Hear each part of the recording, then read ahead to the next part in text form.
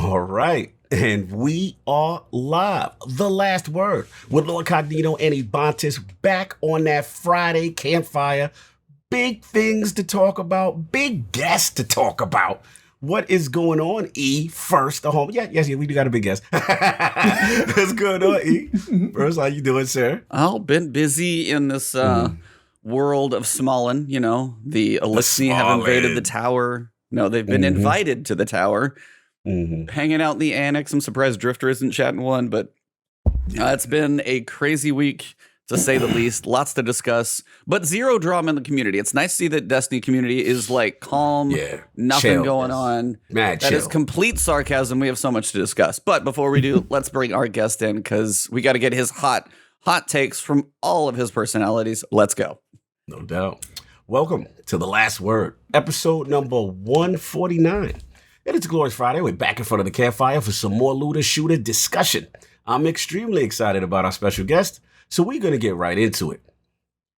I want to introduce the Lord, whose ascension as one of the most entertaining and family-friendly content creators is only matched by his creative talent and always having his finger on the pulse of the Destiny community.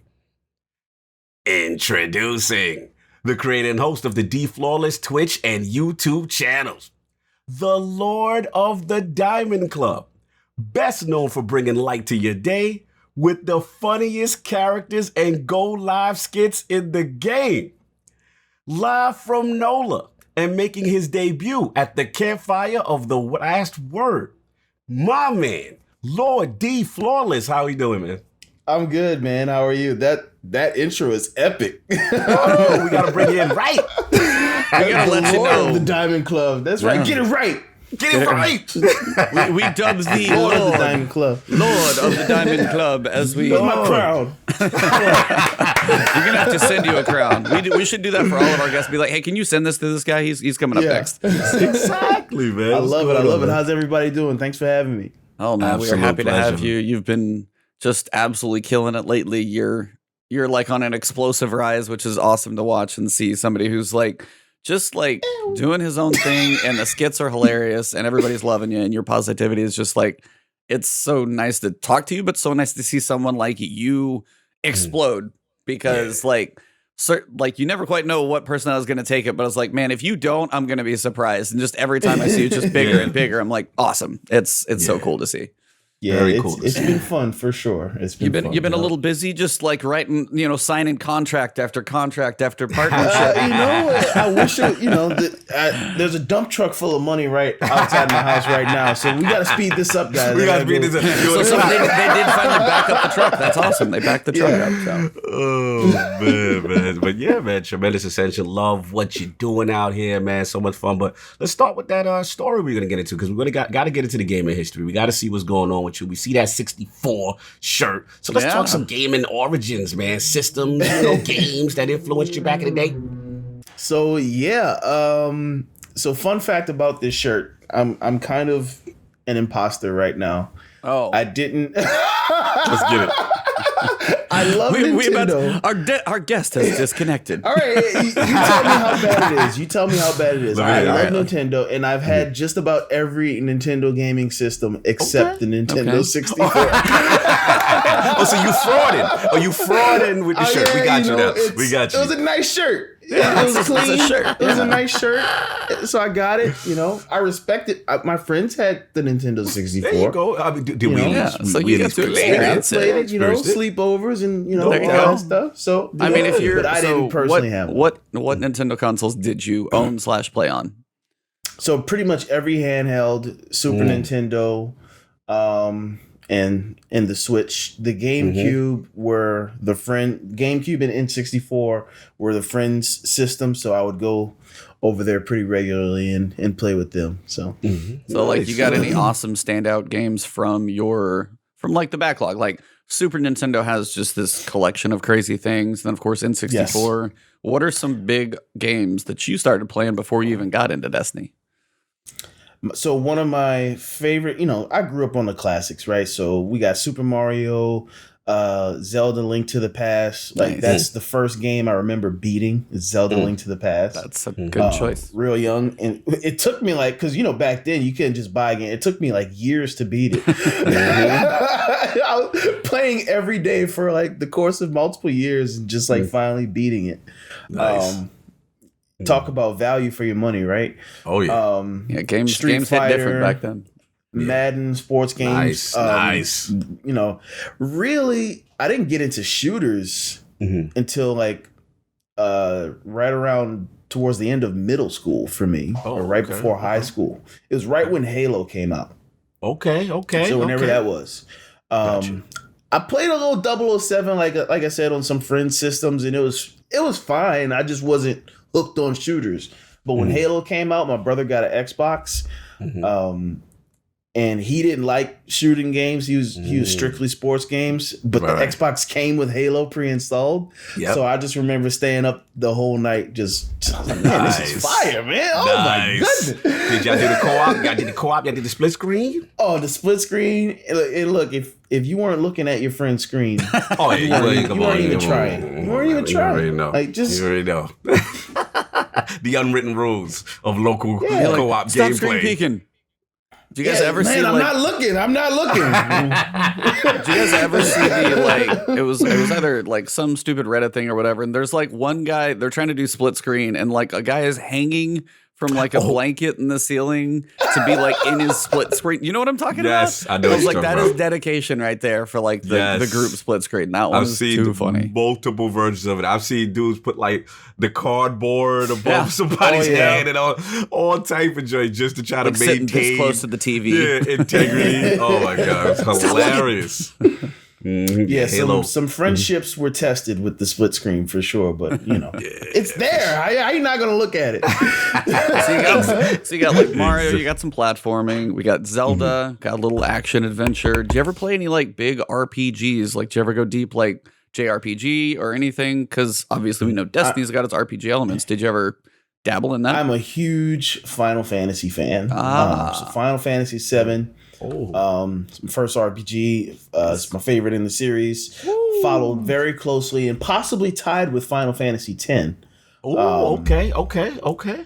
Really like that. So I love the remake. I'm excited for the addition to the remake that's coming out soon. Integrate. You got that coming. Yeah, I've never played 7 ever. Yeah, so Integrate is gonna be my first. Okay, yeah, you've got to change that, bro. Like that, this is going on too long. But I didn't. I missed it last year when 7. When 7 came out, I missed it. I'll do a show with him. I know he's giving me a hard time, but like I missed 7 like right when it came out because I kept waiting. I was like, I want to get a nice monitor. I want to play it like, and then I was like, I kept waiting, and then finally got to like the PS5. I'm like, well, now I gotta wait for that. So I'm gonna play it. Integrate when it comes up. Like, I played Chrono Trigger, like that's my RPG. So I got the JRPG, but I was like, I never jumped into Final Fantasy. I watched 7 and 8 through my brother, so I saw like some of the big what are the big giant spawns? Like what are they? The summons.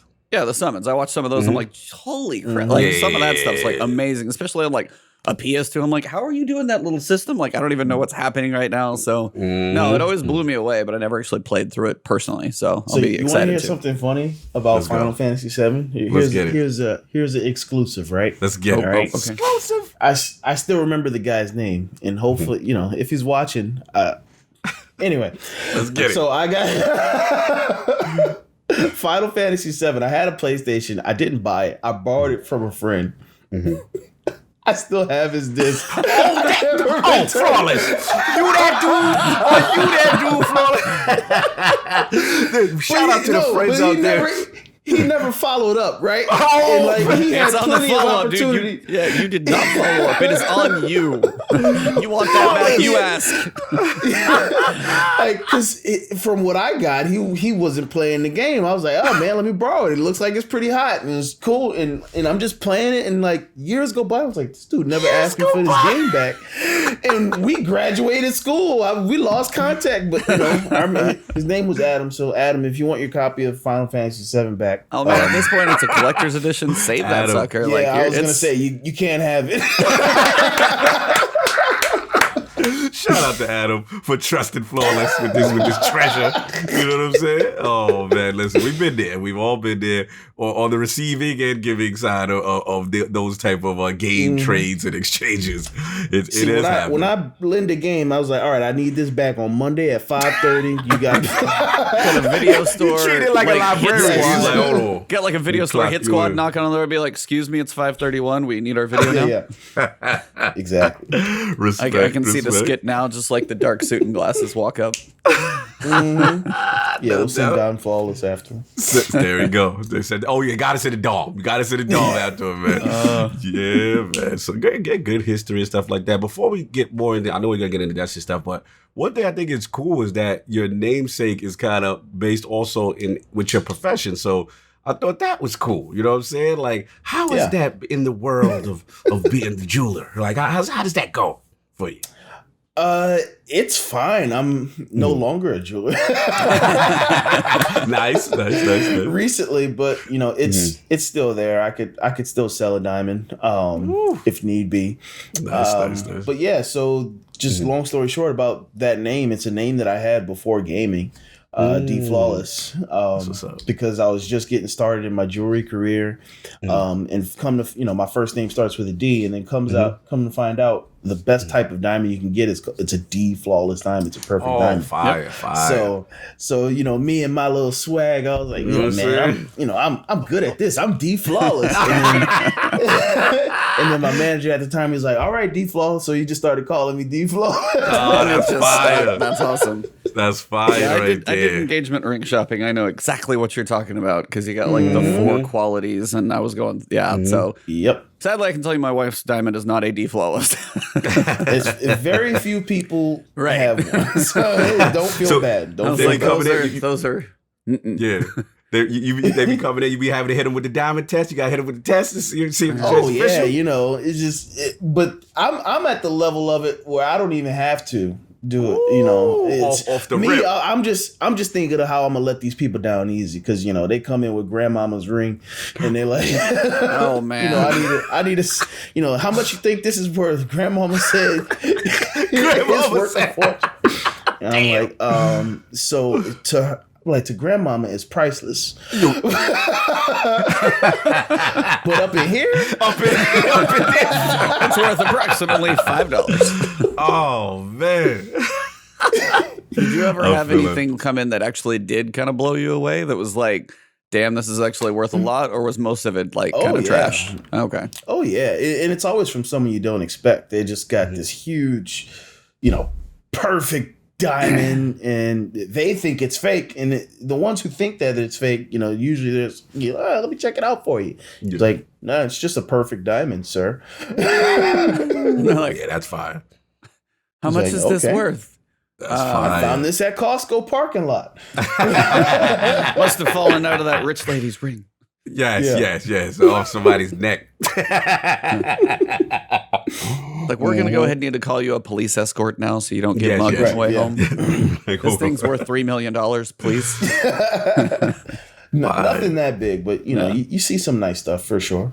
That's what's up. Yeah, man. I had to ask it. That's kind of a cool origin story. Like, I always wondered because, it's like I went ring shopping before, so it was like, the Diamond Club, I was like, that has to be like, it makes too much sense. So you finally explained it. I was like, I'm glad. Because I was like, I know like the qualities and like the flaw. Like, I was like, I went through all that before. I was like, I wish I knew my wife's offhand. I have it somewhere. But like, I wish I could tell you like my wife's like all that stuff. And you'd be like, yeah, so, that's fine. Yeah. So usually when, people post like their engagement pics and they show the ring, I'm always like looking at those. I was like, all right, let's see what you got over here. I'm trying to see if I can tell through the picture. So, I feel like, all right, I got one imperfection, but it's lower. Right. Yeah. Nah, I can't bring the jewels around D Flawless, man. Nah, he's just gonna bust. I ain't trying to get exposed. I ain't trying to get exposed, man. I ain't gonna put you on blast. Put me on blast. Be like, hey, how those CZs looking? Yeah, those look nice. My biggest thing is all right. I'm gonna vent a little bit. So like, let's go. Let's get it. I would have friends of mine. I've been in jewelry for years, for about 15 years. All right, okay, and let's go. Whatever store I'm in, I got friends that come and they were like, "Oh man, you work at da da da," and then come to find out they bought a ring somewhere else. But they bought it somewhere else, and then they come to me and say, "Hey, man, what you think about this?" I was like, "I think you didn't buy it from me. That's what I think." You're like, I think you went somewhere else. Now, you're right. You want me to validate your purchase? Nah, I ain't going to. Exactly. No, I feel that. I'm going to give you a D. No, this is like an F. Thank you. You got to support the home team. You gotta support I'm not the a home consultant for you to buy somewhere else. You just give him back the card. It's got a big giant L on it. It's just like, here's your L. You failed. Yeah. But it's, you know what happens? Like they go into like these high pressure stores and like they get hyped up and then they buy it and then they want me to make them feel good about what they did. Exactly. Exactly. That validation. Don't do that to your friends, people. True that. What else you got? If they work but buy from this man. If you need an engagement ring, well, it would used to, but yeah, you should have. Let's just say that. I still have connections. Like, I'll get you that discount. How much? $1 because everybody's paying the same thing. There's no discounts in jewelry. I'll save you like the paper registration fee. I got that. No doubt. I'll make you feel good. I'll give you a feel good price. What else we got here? Because I was going to get into, we got to talk about that Destiny, man. We got to talk about that transition. I was going to say, it's like, we had a crazy, crazy week going on. Obviously, we got the preview last week with what was coming, but I don't think anybody knew. So, kind of wanted to go into the season since we had a few days to play it. Obviously, we've all been putting some time in. But just like, from when you guys like logged in first, and since you've been playing a little bit, what was the high level feeling on like, first day, and I'm saying this for a very specific reason, you all know why. First day, like first hour. What'd you guys get out of that? Like that first hour? Like how'd that go for you guys? Any revelations? Any internal thoughts there? Let's go, Flo. You know, I like chicken and melon just as much as the next person. But Bungie was serving up a lot of chicken and melon, little honeydew melon, little chicken. But yeah, it was to be expected. Yeah, I have no hot takes on that. I mean, what about you? The servers don't work during the launch. Shocked. Yeah, like bro, it's so funny you say that. I'm glad you said that, Flawless, because I literally shout out to Forte. It was me, Forte Addict, in the chat, and it's like a couple hours, but imagine that it was the day off. So the plan was like, all right, so what we gonna do? We gonna, as soon as we'll go live at time, we all gonna jump on at the same time. I'm like, no, we not. I said, y'all know what's gonna happen. I said, so I'm going to sleep, right?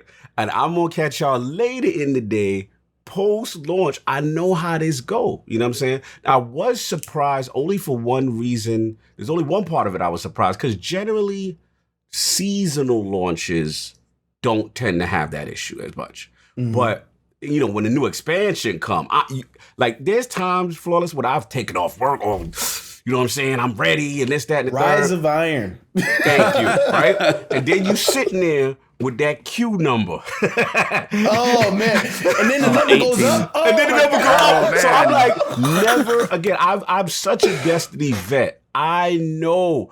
Do not get your hopes that high that you're going to play at the exact moment they tell you it's going to launch. Nope. Because you know there's going to be that do it. maintenance. You know it. Then before that, you know you got the download. Then when you get the download and it's there, you still not getting in because you're going to get the Q number. You could get a Blueberry, a Blackberry, a Beetle, or whatever you're going to get. So, yeah, I was chilling. So at the end of the day. Then you're going to go all through the queue. You get into the game. Then you load it to the tower and then the game crashed. And then the game crashed. Or now you're back in the queue. Facts. Or the dreaded contacting Destiny servers. Oh. You know what I'm saying? At the bottom, you don't want that. So yeah, like, what you contacting them for? You don't need to talk to them.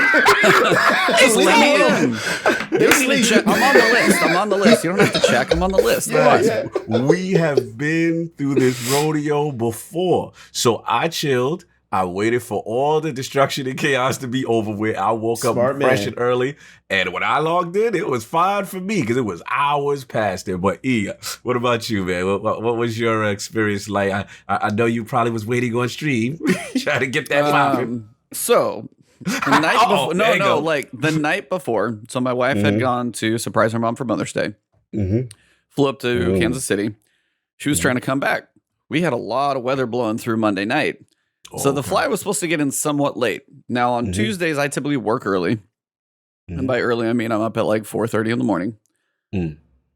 So I had to get up at 4:30, but then her flight that I was going to pick her up at 10. I'm like, I usually don't always get the most sleep on Tuesdays. Stuff happens. It's fine. Her flight got in at 1.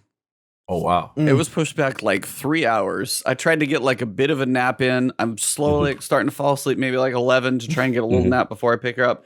I swear it's like one of those lightning strikes where it feels like it hits your neighbor's house. It shakes your house so much. Oh, wow. Like strobe light, like bam. And I'm like, I'm up again. Okay. So it's like, it was one of those. And like GMDs in chat, like Texas thunderstorms are legit. So every so often you get one of those and you're like, okay, that had to be like the pole outside, just, you know, my front yard. It had to be close. It feels like it.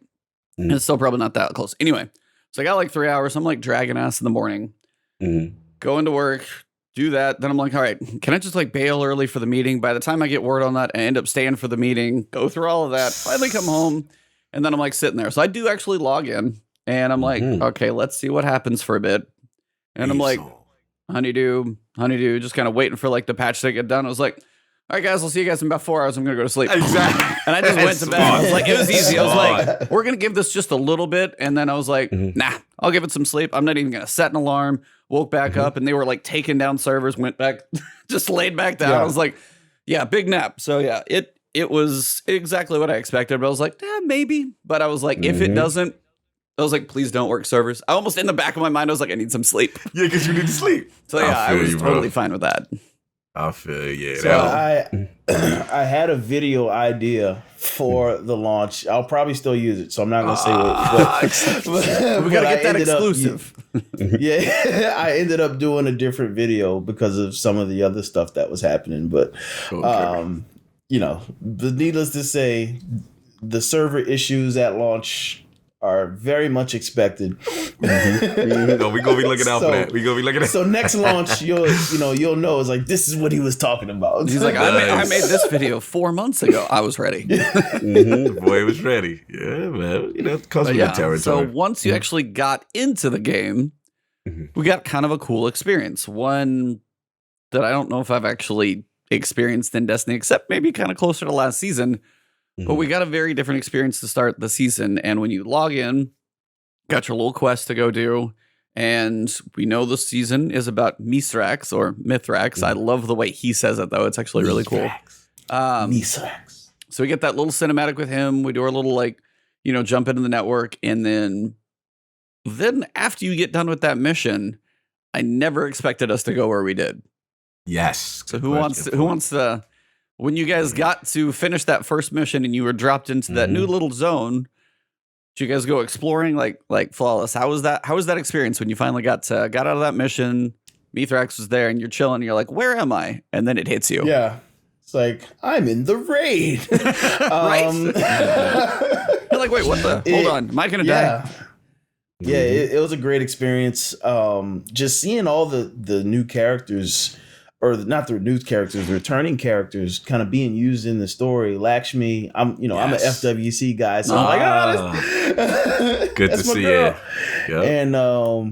And then of course from the trailer and everything, we knew that they were coming. But to also walk around the area and see like the Fallen babies or the Elixni babies, it was great. I love it. I love everything about this new season so far. Nice. Just from the aesthetic. I've renamed it Season of the Drip.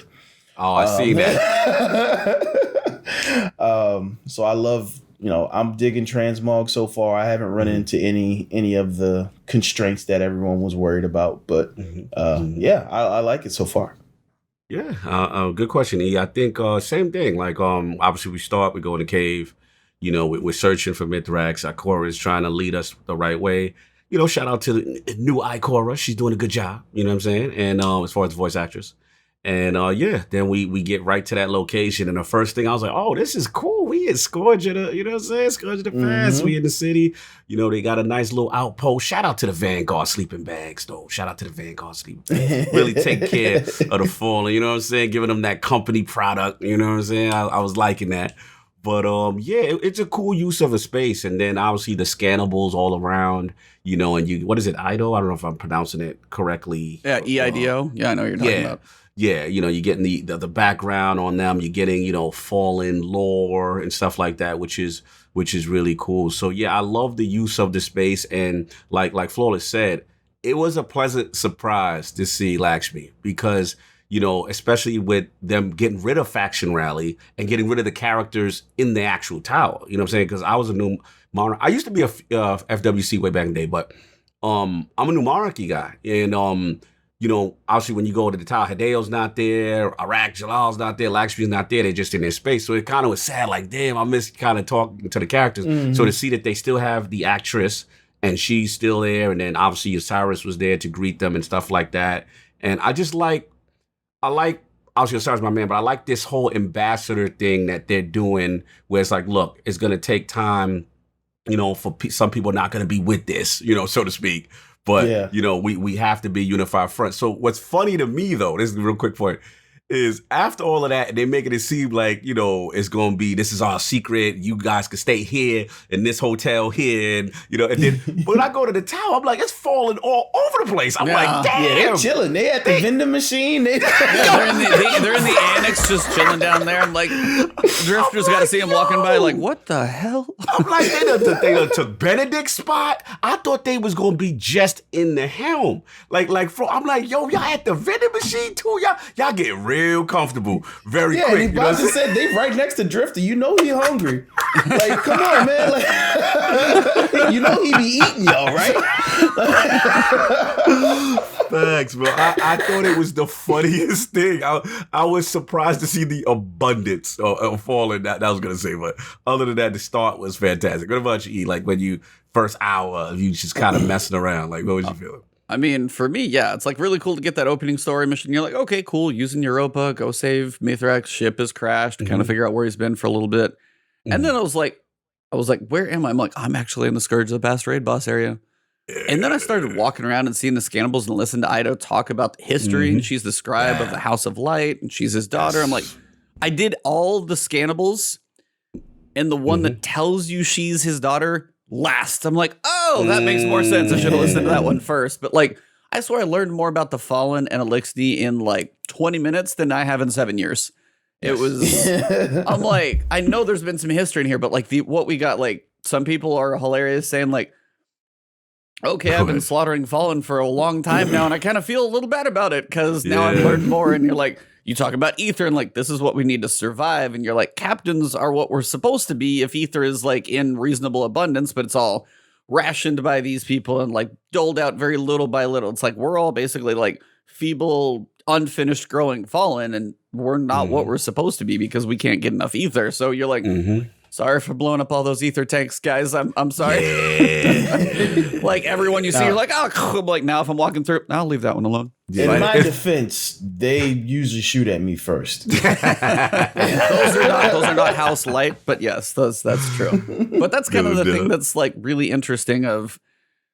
I will say though, and I think Lord Cognito, you talked about it on your ILP minute with Josh. Oh, the Lord's minute on Lords of Giving. Yeah, and the one thing that I was kind of hoping for, who shot first? Where's Travis when you need him? McClunky. McClunky. The only thing was we got the Kaido story wrap up at like week 7, and we never got anything else.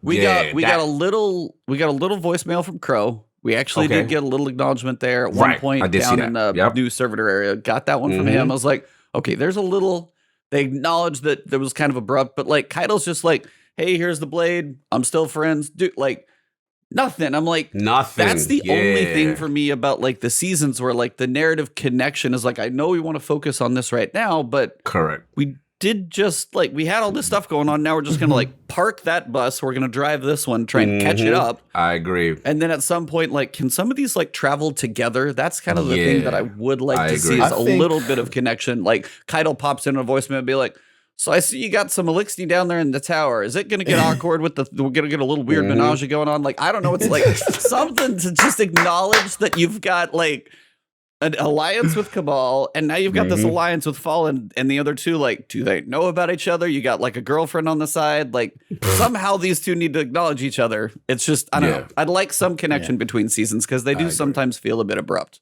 Bad jokes aside. I think we're going to see that connection with Witch Queen. When everything, I think we're going to see everything just kind of come to a head.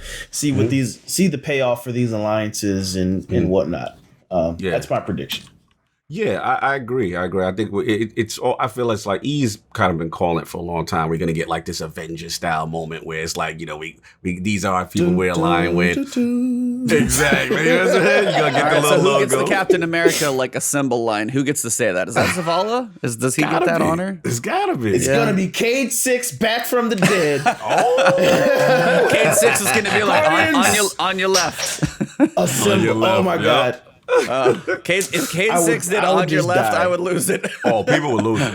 I would literally die. That would be the end of D Flawless. Oh yeah, that would be amazing, man. That'd be crazy. Yeah, now I'm with you. Like I said, all I want is, again, if you're not gonna use Cade or the character, just either an off-screen reference or some type of lore piece saying, "Hey, she's off to do this, that, and she's busy securing this or whatever," and we're fine. But like, no talk of it as like the season didn't happen. I'm just like, We had we had the almighty event as like this test. I don't know if it was too much work, if it was like technical, like thank God that worked. We don't want to try that again. We almost broke this. I don't know what, like it was so cool to set that up, but it's been so long since we've seen that since like Season of the Worthy.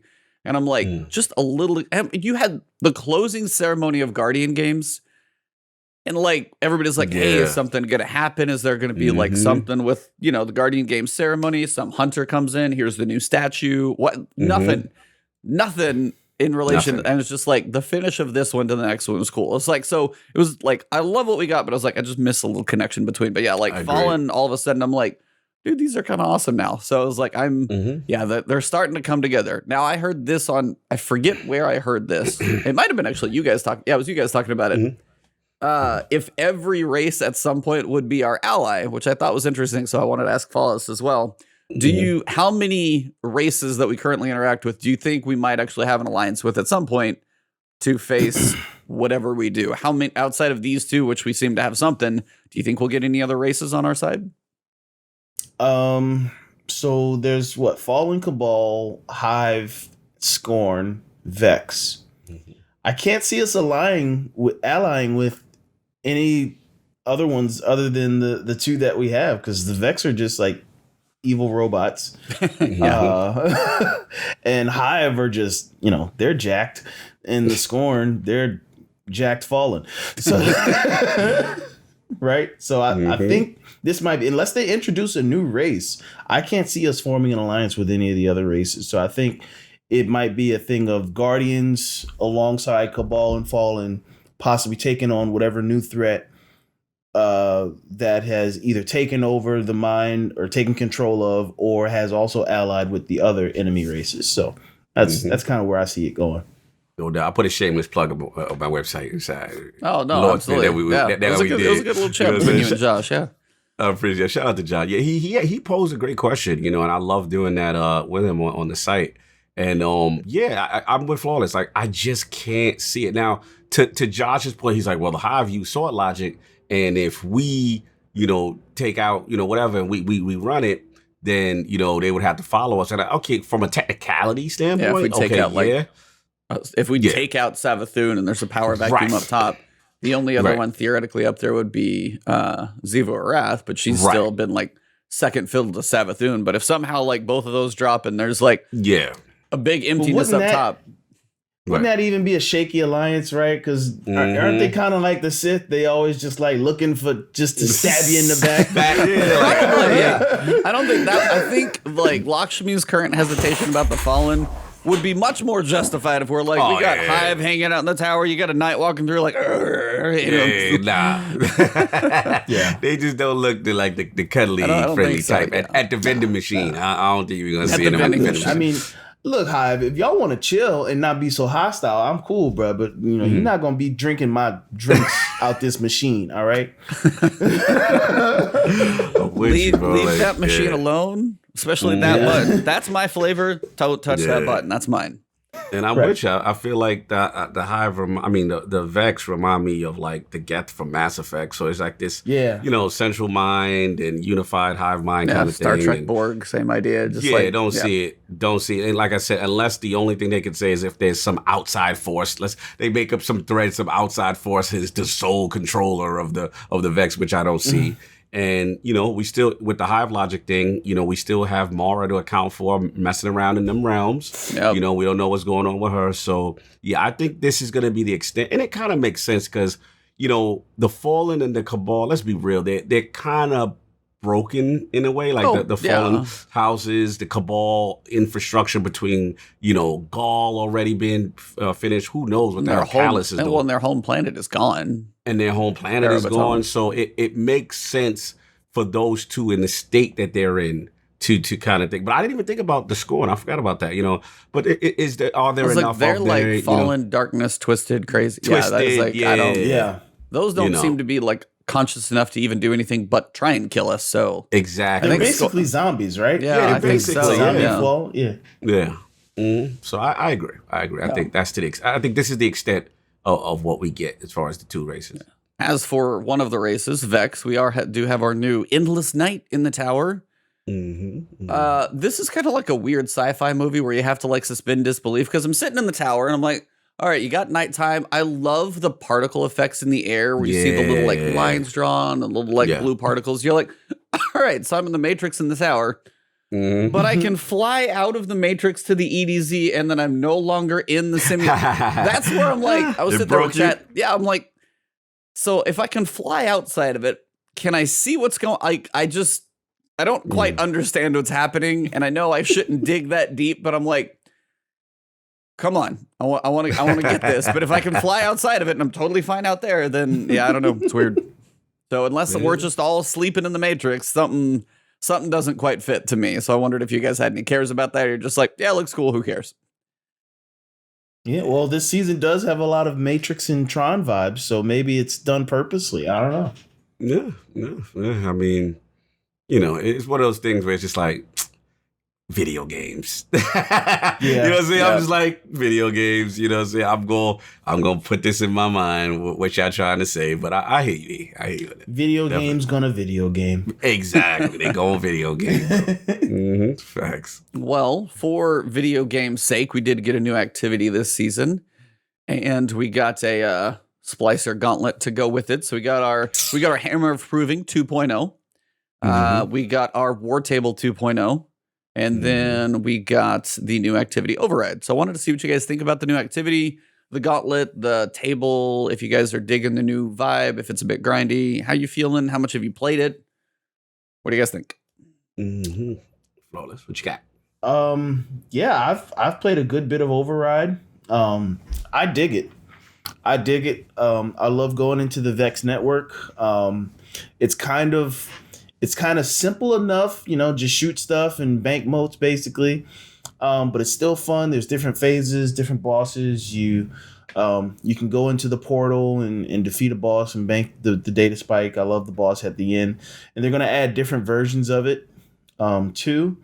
And I think it's a good length, not too long, not too short, not too complicated, but also has some mechanics to it. So I think it's a really solid activity.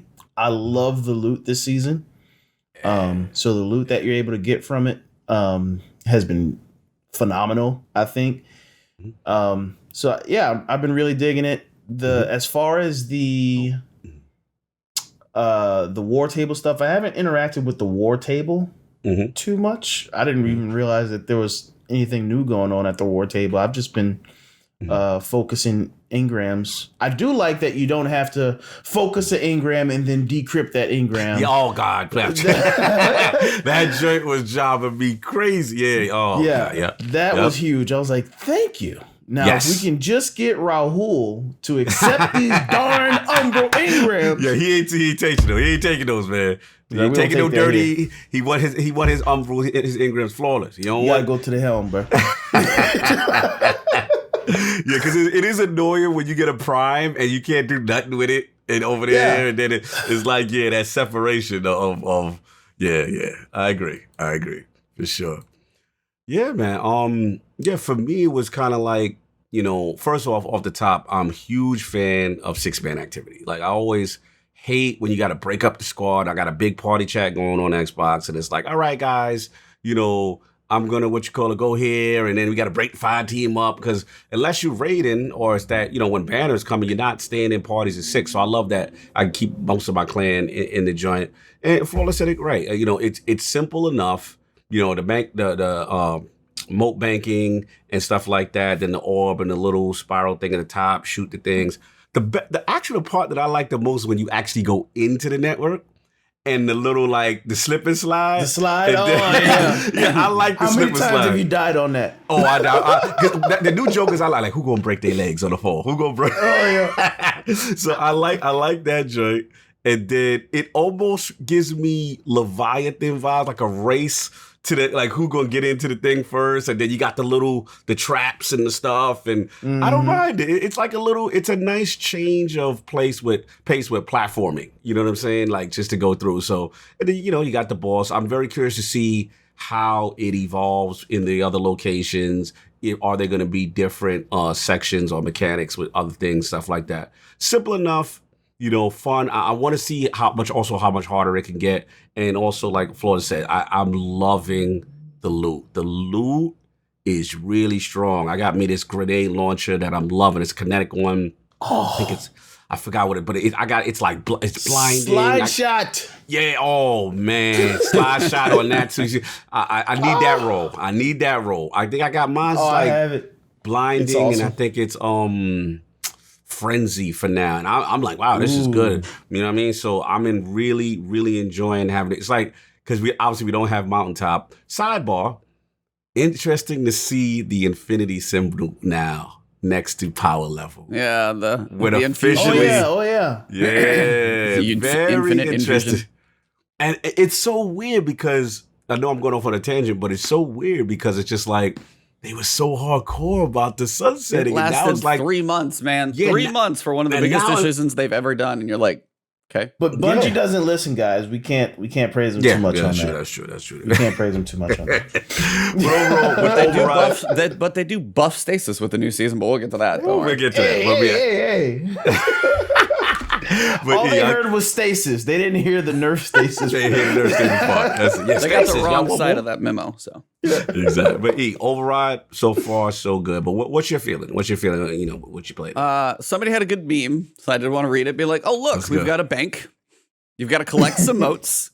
You summon a big enemy. You've got an invasion portal. We have Gambit. It is basically PvE Gambit. Which theoretically is what some people ask for, which is too funny. The moats are still a pain in the ass to pick up, so that box has been checked. They definitely still you're like, I got it. Dude, I'm just come on. Okay, there you go. I got you. I mean, I enjoy it. It's not bad, but I guess as my start of the season was, first you got the currency for decrypted data. You're like, okay, how do I get this stuff? So I go in here, open the chest, I get 30. I'm like, all right. So then I figured out the Splicer Gauntlet upgrade. So now I open it and I get 55. Do that, by the way. Also, please don't focus your umbrals. Save your currency until that Gauntlet is upgraded. Yeah. Tell him. Because, the same you got currency that video out. I know. The same currency used to focus Umbral Ingram, which I was fixed, but it was costing twice as much, is the same thing you use to do the Splicer Gauntlet upgrade. So, that's not the best.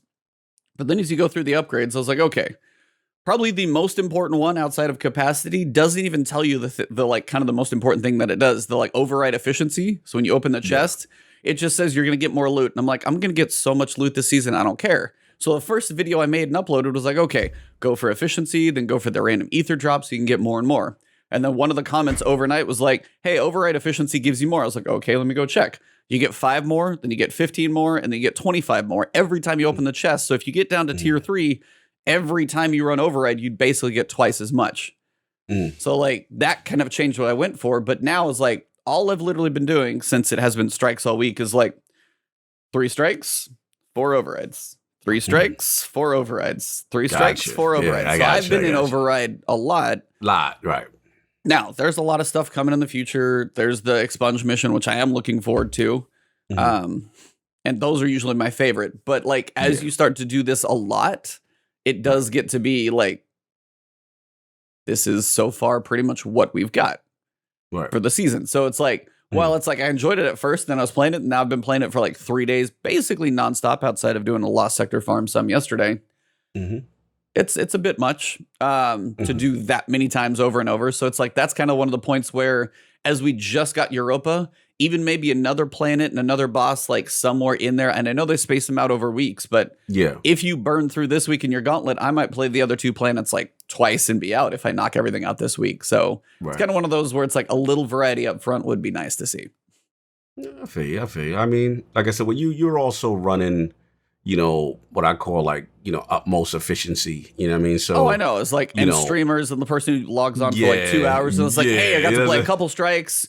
Okay, I got my ether stored up. When I get back on tomorrow, I'm going to go run over it a couple times. For that person, it's probably actually not a bad loop because it is not nearly as bad as the hammer. Like they were, usually it takes like 6 months for them to learn. And they've even said that. It's like the seasons are in development. They can only change so much. But this time, at least like you can grind the Splicer Gauntlet indefinitely. You could literally knock it all out this week. So there's not a time gate of like 2 seasonal challenges, nothing else. They're a bonus in there, which is nice. So it's like, if you don't grind hard, you'll actually probably have a better feel about that activity because as you go through seasonal challenges, you're going to get 150 here, 250 later on in the season, stuff like that, like we did before, I'm sure. And you'll unlock it slowly over weeks. So I got you. For that average person, sure. For me, just sitting there like trying to work on the new thing, there's not a lot of options to do it. So that's all. It's like, I don't know. I was like, I just can't. If you do want to grind hard, there's really one thing that you're working on to start right now. So I mean, but you could get yourself in those lost sectors, sir. If you really want a challenge, if you really want to spice things up and get some of those that juicy loot there. I did get my new legs, thank you. Oh, boy, he's already in there. Okay, I haven't done that yet. You can run that. Well, it's going to switch over in here in a couple hours, but you can run that thing in about. Well, I think my best one was like 3.5 minutes. Well, it was like fire was like solar was the burn, and then the only enemy who had a shield was the boss, and it was arc. So xenophage. If you got igneous hammer, you could use that just to pop some heads. And then when you get to the boss after the 2 champions are dead, just literally I could go Curious of the Fallen Star, smash it and grab the chest and go.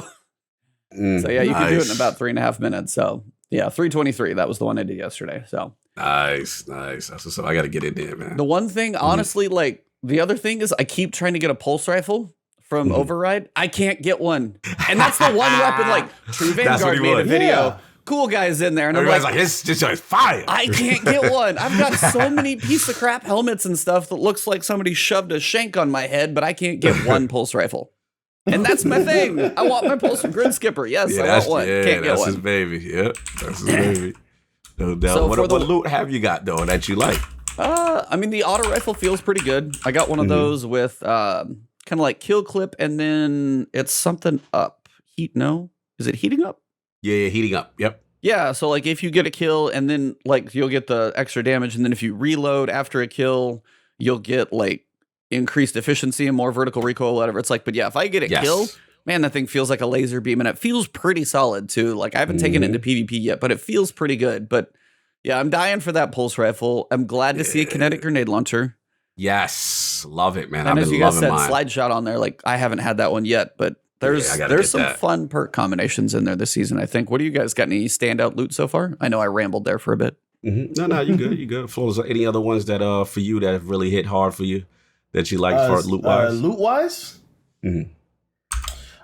So loot-wise, I like the new perk Heating Up. It's really cool. So I just got an auto rifle the other day. It has Heating Up and kill clips pretty good. I just unlocked it's sick. I just unlocked the Null Composure. Trying that out. It's kind of underwhelming in PvP, but it's pretty powerful in PvE.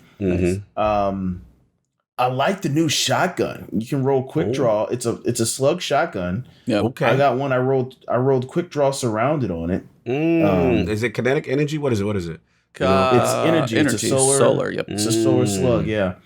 Okay. I also got rapid hit on it, which is which is nice. So there's definitely some strong loot. I just got the machine gun. I don't have the pulse rifle, so I'm with you, Bontus. I'm just like, somebody else, man. I feel like everybody else has that damn weapon, and I'm like, I've grinded over it a lot and opened that chest, and every time it's like armor, I'm like, you son of a. Like, I barely get guns out of there. I've just got so much armor. So, no, I'm dying for one. I don't care what it is. And the grenade launcher, man. I got slide shot one for all on this grenade launcher. You shoot it into a crowd of enemies. You got one for all up and running slide. Oh, it's just... it's mean. Nasty. That sounds good. I haven't even looked through all the perk combinations yet. That sounds spicy. I got a Sojourner's Tale that I tweeted out because I was like, this seems... Because that's the new shotgun. I got an opening shot, quick draw, accurized rounds, hammer forged rifling with a range master work on it.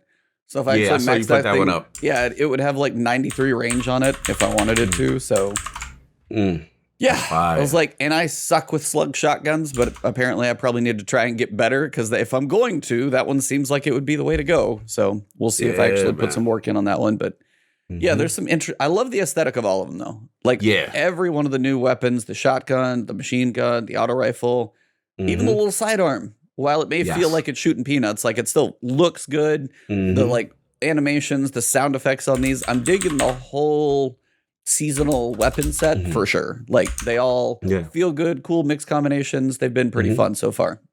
I can't front when I was using the exotic quest for the what you call it? The I call it the anesthesia. Whatever that the anesthesia. The stasis sidearm. That's your easy way to say it. I ain't gonna front. I was liking it, man. I was putting in work in Crucible because it forced me to go in there because they want you to get like the sidearm 50 kills or whatever. Whatever it is, and there's only one nitpick I have, and I'm just from dying to know what the catalyst does. Okay, so killing somebody with it is that catalyst makes it crazy. I don't know what it does. I need to know what the catalyst do because here's my main beef with it. For the sidearm? I get the kills. Yeah, I get the kills. So I got my shot ready. I got my stasis shot. I'm like, who want this smoke? Who getting froze? Right? So then I shoot them. And they froze. That mind, you only got like 13 in the clip. So let's say you took about 6 to kill somebody, right? Then you shoot the charge up shot. So now you probably got like 2 or so left. And then I'm trying to kill and the freeze does not last that long. It may be like 2 seconds. You're meant to switch. Right, that's what it is. So you don't think you're going to kill with the cryosthesia with it. You better switch to something else. Because the time I was like, I got you. Oh damn, reload. And then they killing me. And I'm like, no, that's not how this is supposed to go. I froze you. That's not how this is supposed to go. I wanted to be toxic. And I was like, damn, like they shut me down. So now I'm like, all right, I gotta have another, you know what I'm saying, joint with it. I wanted to be toxic. Wow. Yeah, I kind of wanted to be it's a good gun, man. I'm telling you, it's really good. Like getting kills is a non-issue with that archetype for me. You know what I'm saying? At least the way I play backing up from apes or even being aggressive in mid-range situations. It's really good. So yeah, it's like something with that weapon. Like the reload feels long, especially. Like I was even using it wrong at first, and then I was like, take the shots. I thought after we watched the preview, like I had to reload to like be able to use the extra.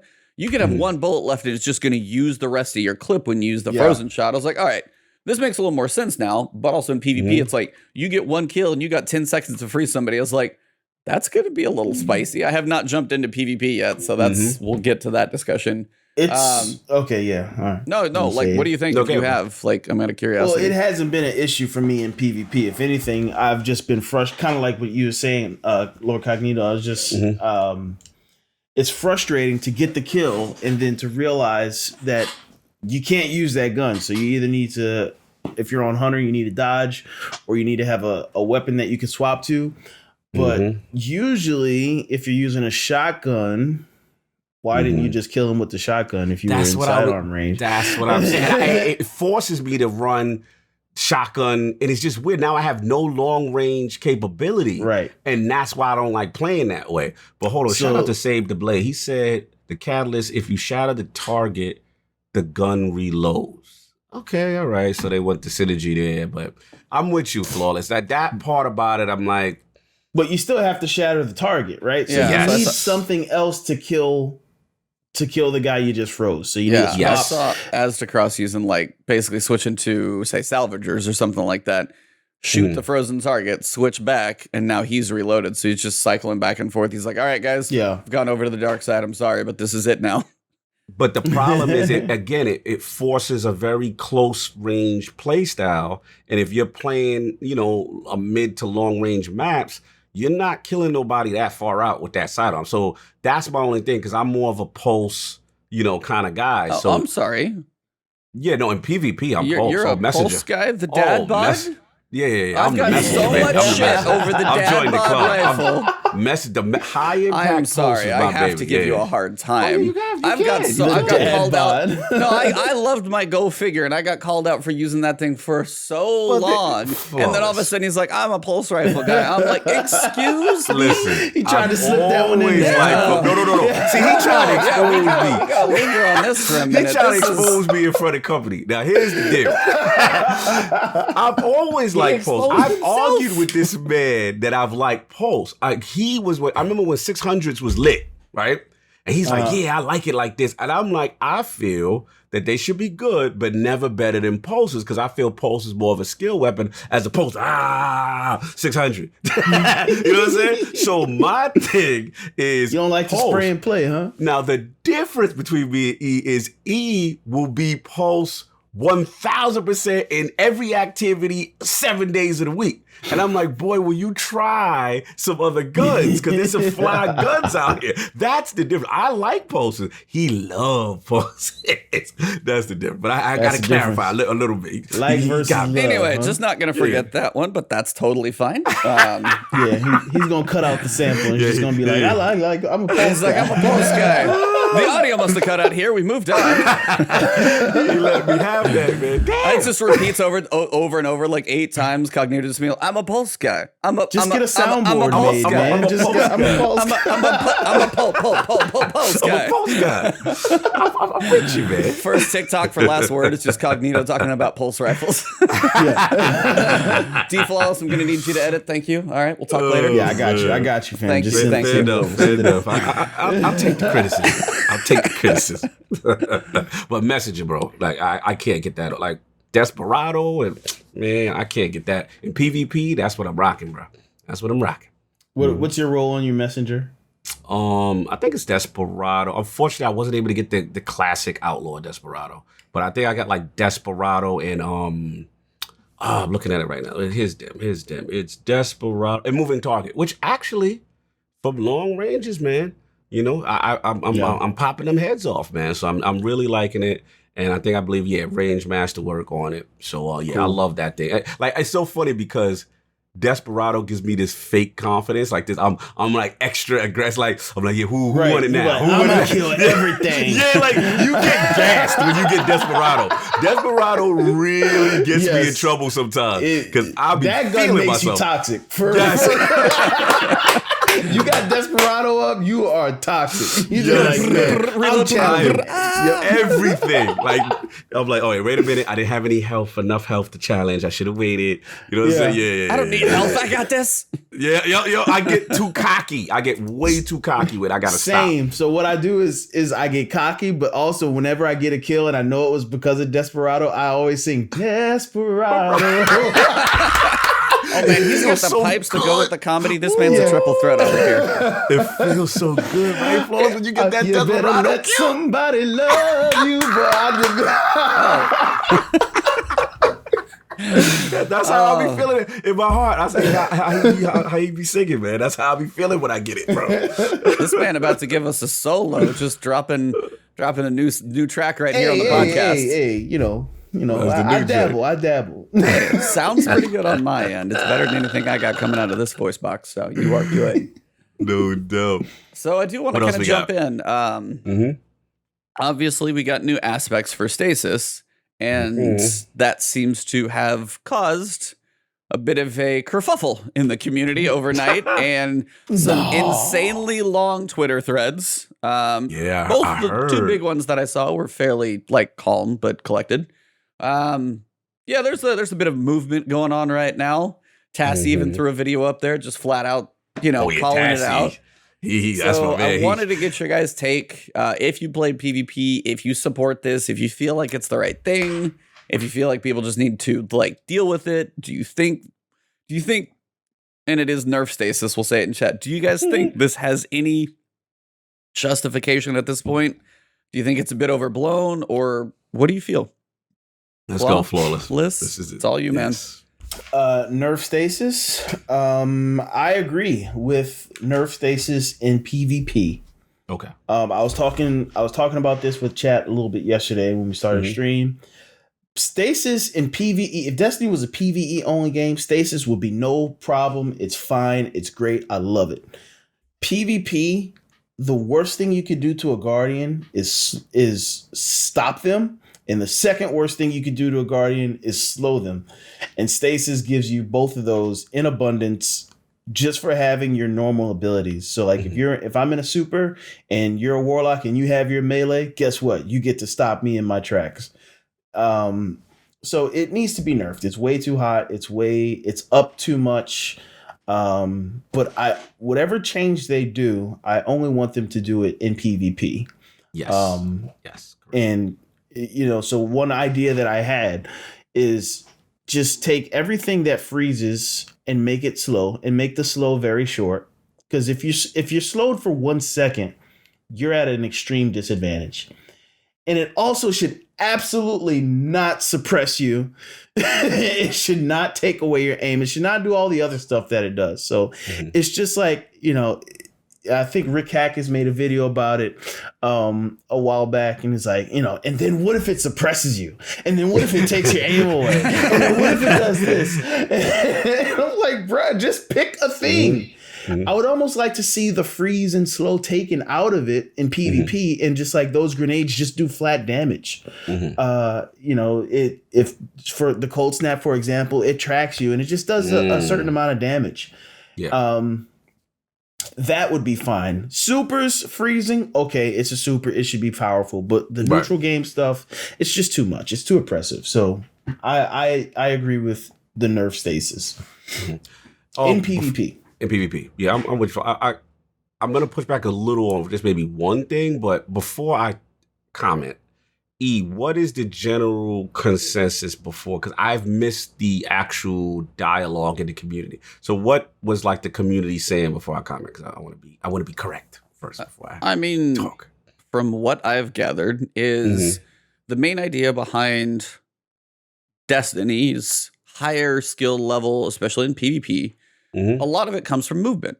So much of a high skill level in PvP comes from movement. You take people like me, who are on a very casual, like 1.02 KD, like I'm just average, not going to claim a lot of skill. And my lack of skill, I'm okay at a shot. I have decent moments where I hit some shots, definitely could work on that as well. But my movement probably sucks in comparison to somebody at a high level, much less, game awareness or anything else, because I've watched a couple of Senate Nomad videos. But he's a beast. Shout out to Nomad. Yeah, he had a long thread, and the idea is, I saw that one. That was a good thread. That thread takes one of the reasons high skill level is such a thing is because that allows the skill ceiling to be so much higher. Right. And then the idea is if you have your abilities up that could basically stop anything, including a super in their tracks, you also have a somewhat easy button, so it brings the skill floor up a lot higher and the ceiling down. So then the idea of like, how good can you get at this game? You're like, well, I can tell you to get good, but if somebody freezes you, nothing you can do about it. There's no like, hey, you could at least dodge back, try and get into a better position, try and recover your health. You could have played a better position. If you beat somebody and they just freeze and you're like, what can you do? Or you can bounce a double kunai around the corner. I got you. Then you're truly screwed because you can't there are things in this subclass. And as you said, the neutral game, which I'm still almost kind of learning what that means, but I kind of get. Like the idea of what this subclass can do so frequently, and depending on if it's like dodges to get your like kunai back or whatever it may be, it's so often that if you play any other subclass and they just took away the one main one, and that's the other piece that just seemed to have been like the straw on the camel's back, because Top Tree Dawnblade's movement is insane. Right. And as a Titan, believe me, I'm like, well, I can't move like that. That's insane. I feel glued to the ground over here. But also on the other side, that was a decent counter to Stasis. Yes. Because they could dash out of being frozen And that just got nerfed too. So everybody's like, okay, so you're going to glue us to the ground. And if you aren't running stasis, you truly are basically shooting yourself in the foot to start the match. So that's, I got the context. That's now. kind of, if that summed it up pretty well, Flawless, you got to tell me if I was off base or not. But I agree. I agree. The neutral game should not be as powerful for one subclass as it is. Right. No, I hear what you guys are saying. And I mean, look, obviously I got my Stasis shirt on, so I do have a love for the fun. This man. But how's that money truck from Bungie doing? Yeah, shout out, I know, man. You know what I'm saying? chill? I'm got waiting for my promotional joint. But look, all jokes aside, I do hear what you're saying. First of all, I do love the class in PvE. It's one of my favorites. It's actually hard for me to take it off in PvE. I have so many fun builds with it as a Warlock. But in PvP, I guess to Nomad's point, the part where I agree with him is that there is no effective counter to it, right? That's the main thing. And then, look, I play PvP a lot. I don't go that crazy about it, to be honest. To be brutally honest, I'm not the one raging crazily. I guess if I'm frozen in my super, I'm like, all right, you know, that feel very oppressive. You know what I'm saying? Like I'm in my super coming to get you, and you froze me with a Warlock melee or whatever it is, a quick thing. That didn't feel good. I shouldn't take long to break out. So I agree with that. I think the issue still with Stasis is that the ability spam. I think that to me is the more issue. Like there's so many things to kind of either get your uptime up very quickly and get these abilities back so quickly. Thus you see it more frequently. And yeah, they're going to have to do something with it. Now, I thought it was interesting that they made Titan boots to have stasis resistance power. Those are also broken. Yes. Really? Tell me about it real quick. Side note before I go continue. Apparently, if you get tagged by stasis and you have like enough ticks that you kind of get that stasis, you get increased damage. Or depending on how it procs and stuff like that. Basically, people are 2-tapping with 120s if they get procced by stasis wearing those boots, and it's just all of a sudden it's gonna be a wall of Titans with those boots on going against the wall of like hunters with all the grenade fun spam, and it's like I don't know who's gonna win that battle, but it's gonna be a giant mess. And just imagine if you get that buff and you have Rampage, so you're already 2-tapping, and now you got Rampage up, so now you can probably can you 1-tap somebody, like you can probably 2-body at that point, yeah. I think the issue, like I say, they just need counters. And I think, me and you, my suggestion is like, I feel that is like a half measure with the boots, with the Titan boots, right? To me and you've talked about this. Like lore-wise and thematically, I feel solar subclasses should be the antithesis of stasis. Right? So to me, those should have intrinsic abilities that just naturally or a thing that you can change or add on that will give you either counters, whether it be movement based or just natural resistance to it. Because that's the thing. They just need a little bit better counters to it. You know what I mean? But we'll see. The funny thing about it is, as much as we complain, Bungie's like, yo, so we gonna hit y'all with these new fragments, right? And then you gonna do this, and then you gonna do, and then they had like, oh, we gonna hit you with this new artifact. So every kill you get more super energy back with the glacial inheritance. So I'm just like, I don't know what's going on in the boardroom where they are just like, no, this is here to stay, and you gonna deal. It's like watching my man Flawless. Like he did the TikTok when he on the joint. Like Doc, yo, he don't like that. Yo, buff that joint up. That one killed me. I was like, what'd you say? Nothing. Like it's literally Bungie trolling. Like the community is irate with this thing, which that's why I think it's funny and I support it, because it's just a funny thing. They refuse to listen to the community with this particular balancing and this particular meta. I think it's hilarious, bro. It's the go ahead. Just real quick, in Bungie's defense. Yes, okay? Let's go. Because I am very much Nerf Stasis. I don't like it in PvP. Yeah. I don't think they should, and I'm not advocating this, but if they disabled it today, I wouldn't be upset in PvP. But this giant barrel, they started rolling it downhill. So all the fragments and all the aspects, you got to imagine they've been made already. Yes. They've been made. They were Good probably point. made months, if not years ago. And to suddenly just say, all right, we're not going to release this, you're kind of asking a lot. So yeah, it seems tone deaf with the timing because Stasis is at its all-time high of being a problem. But at the same time, it's like, all right, they've been planning this season for how long? It's gonna come out. They gotta fix it after the fact. So but that's all I wanted to say. No, you're right. You're absolutely right. With especially with development cycle, because what we've learned is, they've been like 2 seasons, like working on 1 season ahead, so before they can implement a change in a while. To me, I think it's never going to be in a place people are going to like it. It's not going away. So to me, like I said, I'm with E. We talked about it. I feel the light subclasses need a rework to be able to have options and abilities that'll be natural counters to stasis on some level. And I think then you'll have less of the aggression towards it in PvP. In PvE, it is fun as hell. I really, truly do like it. So do you want to see like a more rock, paper, scissors type gameplay, kind of like Pokemon? Yes, absolutely. And we do know that they are eventually going to rework the light subclasses in the aspect and fragment sense of how stasis is now. They've already kind of hinted the long-term goal is to get it in there. The only thing is each, subclass of Void, Solar, and Arc, they're going to have to make tough decisions because, some stuff, they've already said it, like some stuff is going to go away and that's going to piss some people off. But in order to get into that style that Stasis is, where we have the customization and stuff, we're going to have to do that sacrifice. As long as they give us, again, natural counters. And then I think hopefully that should, ease some of the pain that a lot of us are going through right now. Yeah, Stasis. for me, as long as PvP is gunplay, movement, and positioning focused, you can nerf everything. I forget, it's a common sentiment is that ability should supplement the gunplay. So if I catch you out of position and I can make, and I can use whatever ability and it makes my gunplay more effective, I feel like that's the sweet spot where instead of, I use the ability to compensate for my lack of gun skill.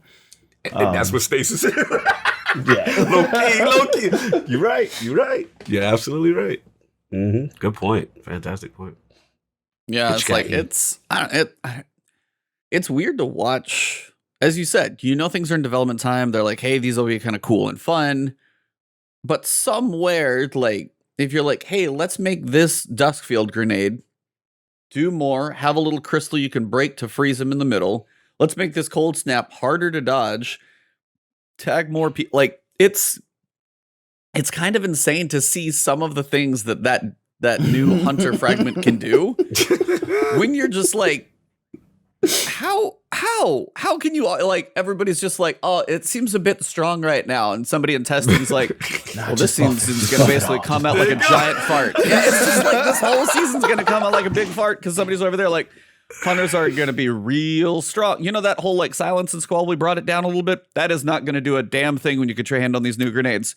Yeah. What? I'm sorry, I don't quite understand what you're saying. I don't think you're ready. Nope, I definitely was not. And like somehow, it's just so crazy to me to watch all this. Like, I haven't touched PvP this season. Like, I literally haven't jumped in because I've just been kind of grind out the other. But just watching this like chaos on the Twitter fire, just every time I scroll, I'm like, it's just like, oh my God, it's just a trash fire after trash fire. Yeah. And it's there are some very good thought out threads. Like, if you go like, what do people want out of this game? And like, what are they looking for? And then just like, this was like the icing on top. I'm like, I think it was honestly between the grenades breaking like everybody, and then you've got this little lance for Titans, which doesn't seem to be doing too much. And then what's the Warlock fragment do? Or the new aspect? What's the Warlock aspect? Oh, it's the buffing Lumina Noble kind of type stuff. I remember. Yeah, apparently that's really good. Yeah, I've heard that's actually kind of interesting too. Yeah, shout out to Nem. He's got a great video, little clip on Twitter about it. I'm like, I got to get in that Legends and get that going, man. That thing looks nice. But I don't know what the stasis abilities for the Warlock are yet. I'm still working on the Umbral stuff in Strike, so I don't know what new stuff they have. Because right now, I think the Bleak Watcher deterrent is still disabled. So I don't know what deterrent did that pissed everybody off, but they're like, you're not getting that back. You know, I'm like, damn, I used to like that turret. But it is one of those. My turret, punk. Yeah. And it's like when you look at the seasonal map, I think that's the thing. You already had a PvP community that's like, hey, it's been, because even Dawn, I think somebody said we got Rusted Land, so we got like one map, but it's still been officially like, it's 2 years since we've got a map. Modes haven't changed. We lost stuff in Beyond Light. Now you got people unhappy with the way Stasis feels at a high level because you're getting frozen and killing high skills with movement. And then all of a sudden you're like, they don't mention like any, and that's the thing we've talked about before too, Cognito, is the fact that like at some point they just need to be like, they have to like address the elephant in the room because the silence continues to be deafening over here's more stasis and we're doing nothing else with PvP. Have fun and good luck. And it's just like, you got a community that's already on edge wishing for give them one map, and you can't get that in so long. And it's like at that, and then when you do something like this, you're like, you got to expect things to explode a little bit. So it's just weird to watch. Or even to your point, just a tweet, hey guys, we know you want maps, we're working on it. Like anything, nothing. Thank you. You see what you just said? Acknowledgement. That tweet has no information other than we know this is what you want, we're working on it. Exactly. No dates, no. And that's what these games got to do a better job of. You know, I've been, side note, I've been going in a little brief war with Outriders because of my whole issue initially not being able to log into the game post the restoration patch. And, again, we're not developers. I'm never going to disrespect a developer and say, yo, what's going on with this? All you got to do is, I'm not that guy. You know what I'm saying? But at the end of the day, the key is acknowledgement. The same thing with Bungie now. Like, this is literally, like, what is it, 2 years you said, since we got a map? Yeah. All these, neglected PvP-focused activities or just rewards and structure. And it's just like, you have to acknowledge. If you don't acknowledge, and then again, the optics look bad when now you're offering all these stasis, you know what I'm saying? Buffs and perks and all this, and people are raging. Just say, like Flawless said, literally a tweet, literally one sentence in the TWAB. PvP mains, we see you, we feel you. We've got something for you in due time, or the next TWAB, or the next, expect something.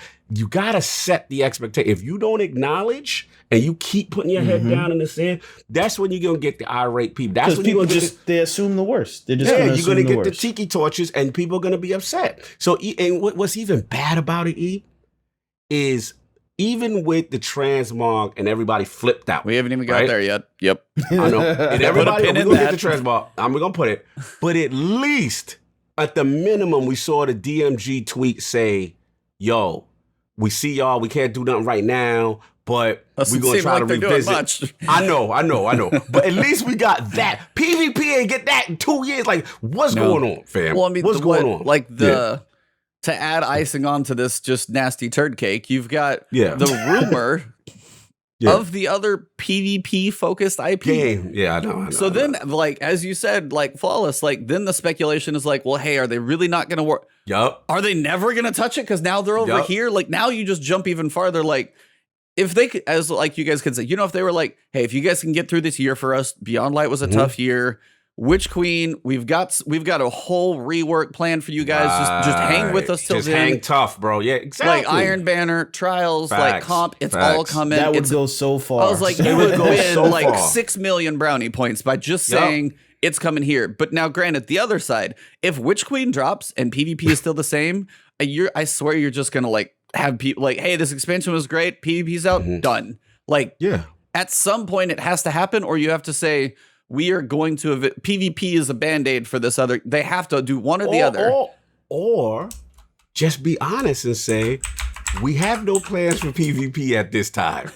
Our focus is sadly going to be here. We hear where you're going. Set realistic expectation. You know what I'm saying? Because like Flawless said, when you don't say nothing, you're going to make us think the worst. You're going to make us say, oh, they don't care about this. All the money's over there. They don't care about this. All the money's in Transmog. They don't care about this. Like, you don't make us speculate. You've got the information. It's up to you to at least disseminate it and give realistic expectation and timeline. So we be like, okay, this may be coming here, or hey, we got to chill. It's going to be a while. At least, Eric, you know what? We're out 2 seasons away. It's coming. You know what I'm saying? So this way we're going to stop bothering you and stop asking you. I was like, that's now all we got to do. 100% agree on that one. One thing I'll say, we're having at least discussions like, hey, we'd like to know what's coming. We'd love to know. Aries, shout out to him and Chad. He said it. Leave the devs alone.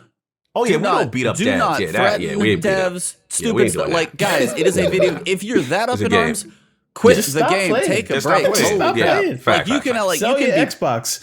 Yeah. Sell your Xbox, find a new hobby. I don't know, do what you're gonna do. Gaming never- isn't for you. If you feel the need to threaten people because your game isn't the way you want it to be, No. like find something new to do. There's a difference between that's a big one because between constructive criticism and attacking a dev. Yes. Like we're never going to do that. Like that, we are pro developer. The amount of skill and knowledge these guys have in their fingers, we can't even process ourselves. So we definitely not going to do that. So I agree. But it's a way to be constructive. That's all. no, it's like there's a reason you're so passionate about this to the point that you want to say these things that you shouldn't say. It's because the game is good. Yeah, It's a good game. There's just some things that irritate us. Sorry, Box. I didn't mean to interrupt. No. Like, absolutely. That's the big thing. It's like it is. We started a podcast in one of the like lowest moments of Curse of Osiris, and we're like, I don't know why we're doing this, but we got something to talk about at least. But we Let's do a Destiny podcast. It's dead. Let's go. Yeah. So, but it is the thing. Idea is like we've had the passion for the game for years. We've all been playing it, for forever now. So.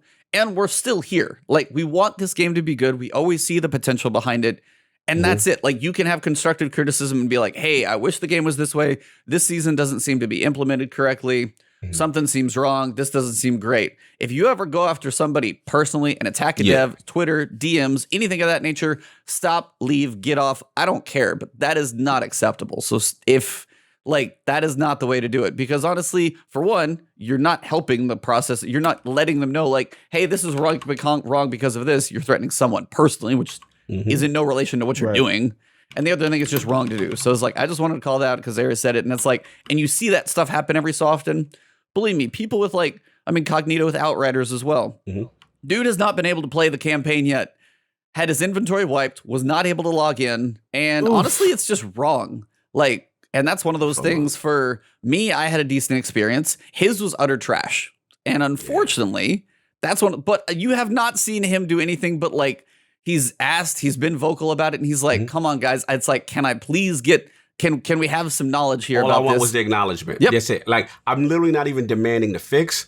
I'm not threatening no one. I'm not saying F. Language is still I'm clean. taking a screenshot. I'm taking a screenshot. I'm taking my video. I'm like, look, this is where I'm at. I did say though, after a month of me not being able to play a game that I purchased, this is unacceptable. You know what I'm saying? So I did say that. But in response to the devs, I'm just saying, hey, could you at least let us know? Because there's other people like me who are suffering post-restoration. Yep. So they can't even play the game. Like, that's a next level. So just acknowledge that the issue exists, which they did. Shout out to them. Finally this week, they did. They said, we're realizing there's some type of new authentication issue that may have been caused after it. Great. Then they set realistic expectation this week. I get them credit again. They go, we did some back-end fixes on the server side.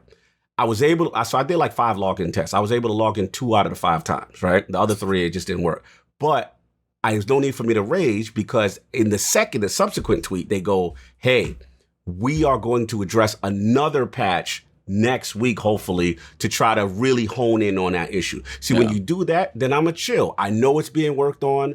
It's going to go, but the month prior, I had to get them because I was like, bro, y'all not even talking about my issue. And I keep atting y'all, and I don't know what else to do. So I agree. It's a way that us as a community can communicate better and them as developers can be transparent.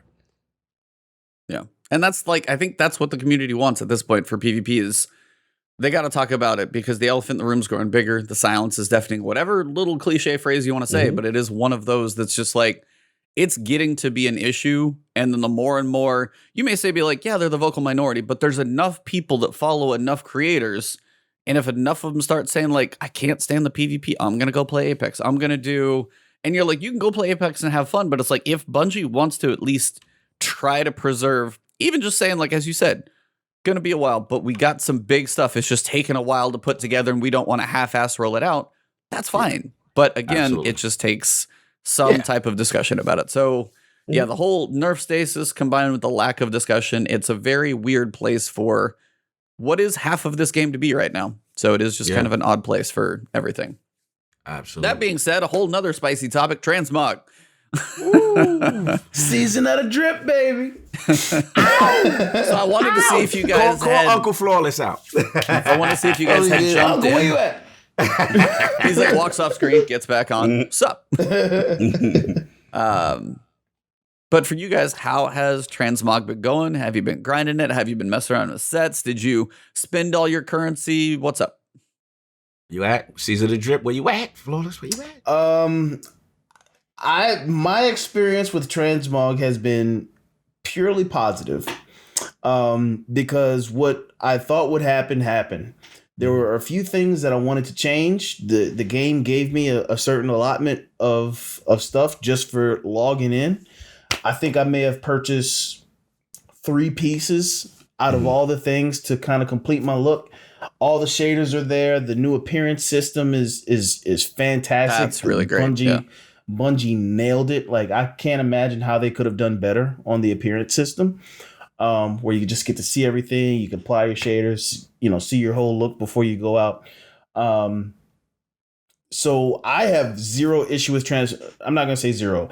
I do understand the community's issue with the cap because of the time frame. I think the research or whatever it was showed that you get rewarded materials every 2 minutes or something like that. So it's time gated, basically. Yeah. Designed to draw you to the Eververse, which is understandable. You're running a business. You want people to spend money, but get rid of the cap. The Eververse should be there for people who want to skip that grind. Correct. Not because they have to buy it. But other than that, it's fine. I have plenty of synth weave that I can use if I want to, but my Teresa's looking good. Teresa's my hunter, by the way. Teresa's looking good. She's dripped out. What up, Teresa? Neo Pop Wave is the best shader in the game. Don't at me. What's the name? What's the name of that? Give me that shader name. Neo Pop Wave. Neo Pop Wave. I can't even tell you what that looks like. I'm gonna steal some swag. Check it out. I have a tweet out, and that you can see it. I don't know if you saw it, but it's just yeah, okay. I'm on it. Get it, girl. Season of the Drip. Let's go. Yeah. Season of the Drip, baby. Transmog is going down exactly how I thought it would. You don't see anybody complaining about it like how they did when they announced it. Right. Which, it was just a knee-jerk reaction from the community. Understandable. The cap shouldn't be there, but it's not as bad as what people were saying it was going to be. Nah, fair enough. I mean, me and you share, me and Flawless share a lot of the same points. I mean, I jumped in, you start the stuff. I will say, doing a quest for the thing is kind of funny to me. I was like, all right, we got to get the quest to get the clothes. Okay, cool. We're going to do the quest for the clothes. All right, fine. But once I got into the system and, you shout out to Ada she got her little seamstress stuff going on. She got the little loom going on. I thought that was funny. I was like, this is her new job. Black Armory weapons to swag. The swag. I'm just like, okay, this is you pacifist now and you want to do this. Okay, cool. But I did that. I will say, what was cool for me is that when it really hit was that I did the Transmog and one of my favorite chests was the Scourge of the Past armor. And I was like, oh, I saw it when I started looking at the stuff that was like, so I started to see a lot of it. And I only had the chest. But what was interesting is while I was playing, I forgot just in normal gameplay, I'm starting to see the other pieces that I never acquired drop.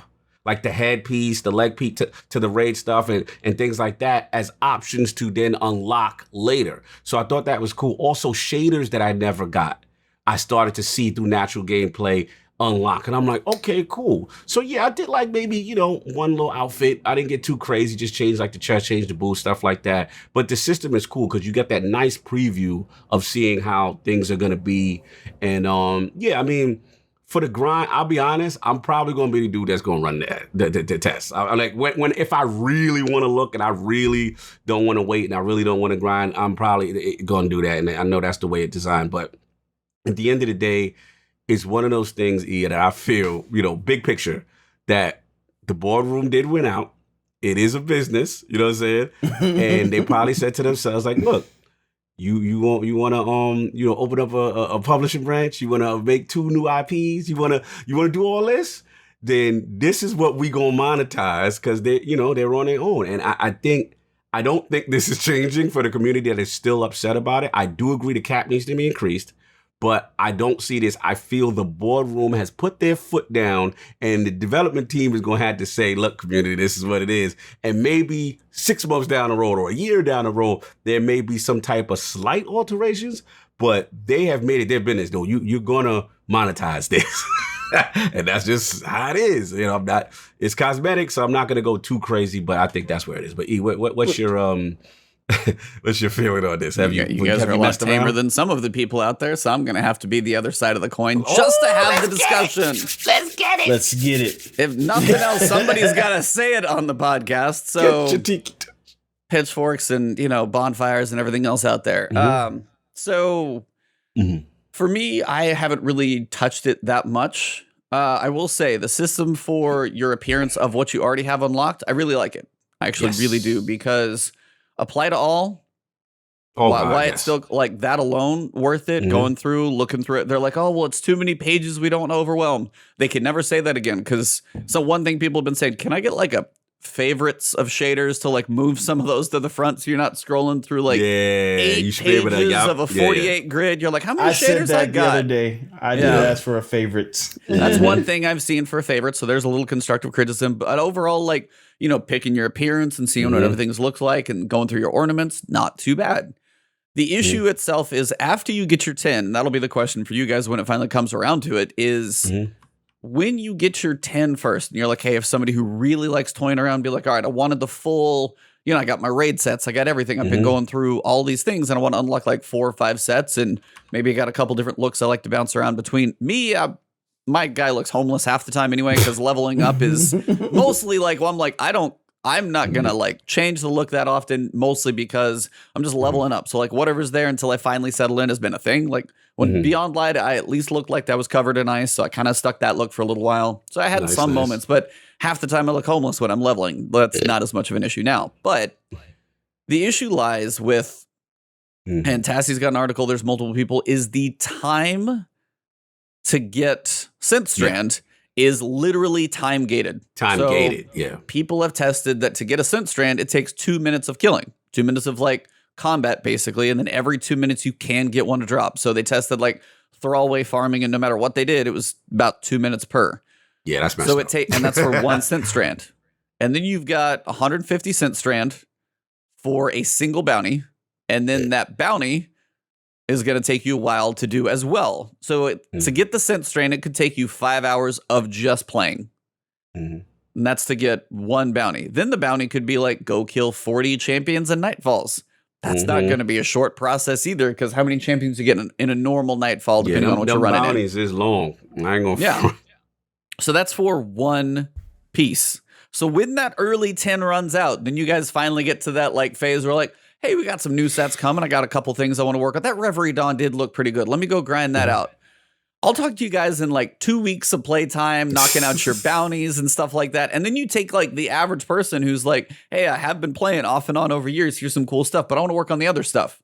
I mean, you take 5 hours of game time for some people. That might be their entire week. And that's one piece of gear. Then they got to go do the bounty. And then you got the multiple currencies and things of that nature. So I think right now, if you get the little buffer of like 10 and stuff like that, it's not so bad. But later on, I think as that cap stays, if people still do want to actually, when the grind hits you in the face, and it's going to. Now, if you haven't played in a while, you might have like 750 Synth Strand like stored up. And then you can go buy a couple bounties, then you got to do those. But it's like, it's going to be the point where if you want to intentionally go after it, it's not worth it. It is so long that if you do want to grind, you basically can't. I just thought it's something funny. What's up? I got this funny feeling what they're going to do. Like, you know how we got double infamy and double valor week. Oh God. Bro, I just thought about it. I was like, yo, double synth week. double synth week, son. Get in there. You want to piss? Oh my God. Yo, tell me it would be funny. It is so Bungie. Because they can call it, yo, you want that drip? You want, for this week only, 50% off the grip. It's like the last 3 weeks. But you gotta of the go to season. Gambit to do it. You gotta go to Gambit. Yo, I can totally see it.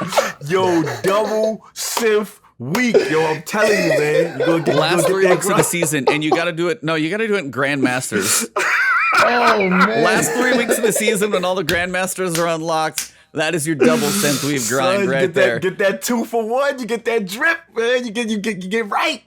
Every Grandmaster you beat, that's Ban extra. Todd for floating that idea out there. Yo, Bungie, I just want to cut me a little check. Give me a little synth weed for that one, man. Oh I'm my hitting you God. off with a great marketing tool, bro. That's how you do it. But the idea is for your 10, like after the season of your initial 10, every season you get a max of 10. So you are capped. You guys have agreed you could remove the cap. But in that season of 10, it's 60 hours per character. Jesus, yeah, that's a lot. That's a lot of hours. Now, some of us play way, way more than we should, and we'll probably hit that, and then you'll knock out the bounties. But for an average person to grind, that is just like, that is an impassable wall for somebody who is much more on the shorter playtime, and you push them into the monetary. So it's like, as you've seen, like, so many different games have come out with like different cosmetic system looks, like Anthem. God rest its soul, but you could literally paint your armor, put textures on. You could do whatever you wanted. Nothing. You could do that, and occasionally they'd come out with stuff. But it was like cosmetics are a weird thing, and I think for me is what bugged me, I guess, the most is the fact that we waited so like Transmog has literally been asked for since like day one. Because people came from stuff like World of Warcraft and other things and RPGs, and you've been able to mess with your appearance, and people and ask to be like, hey, this is cool.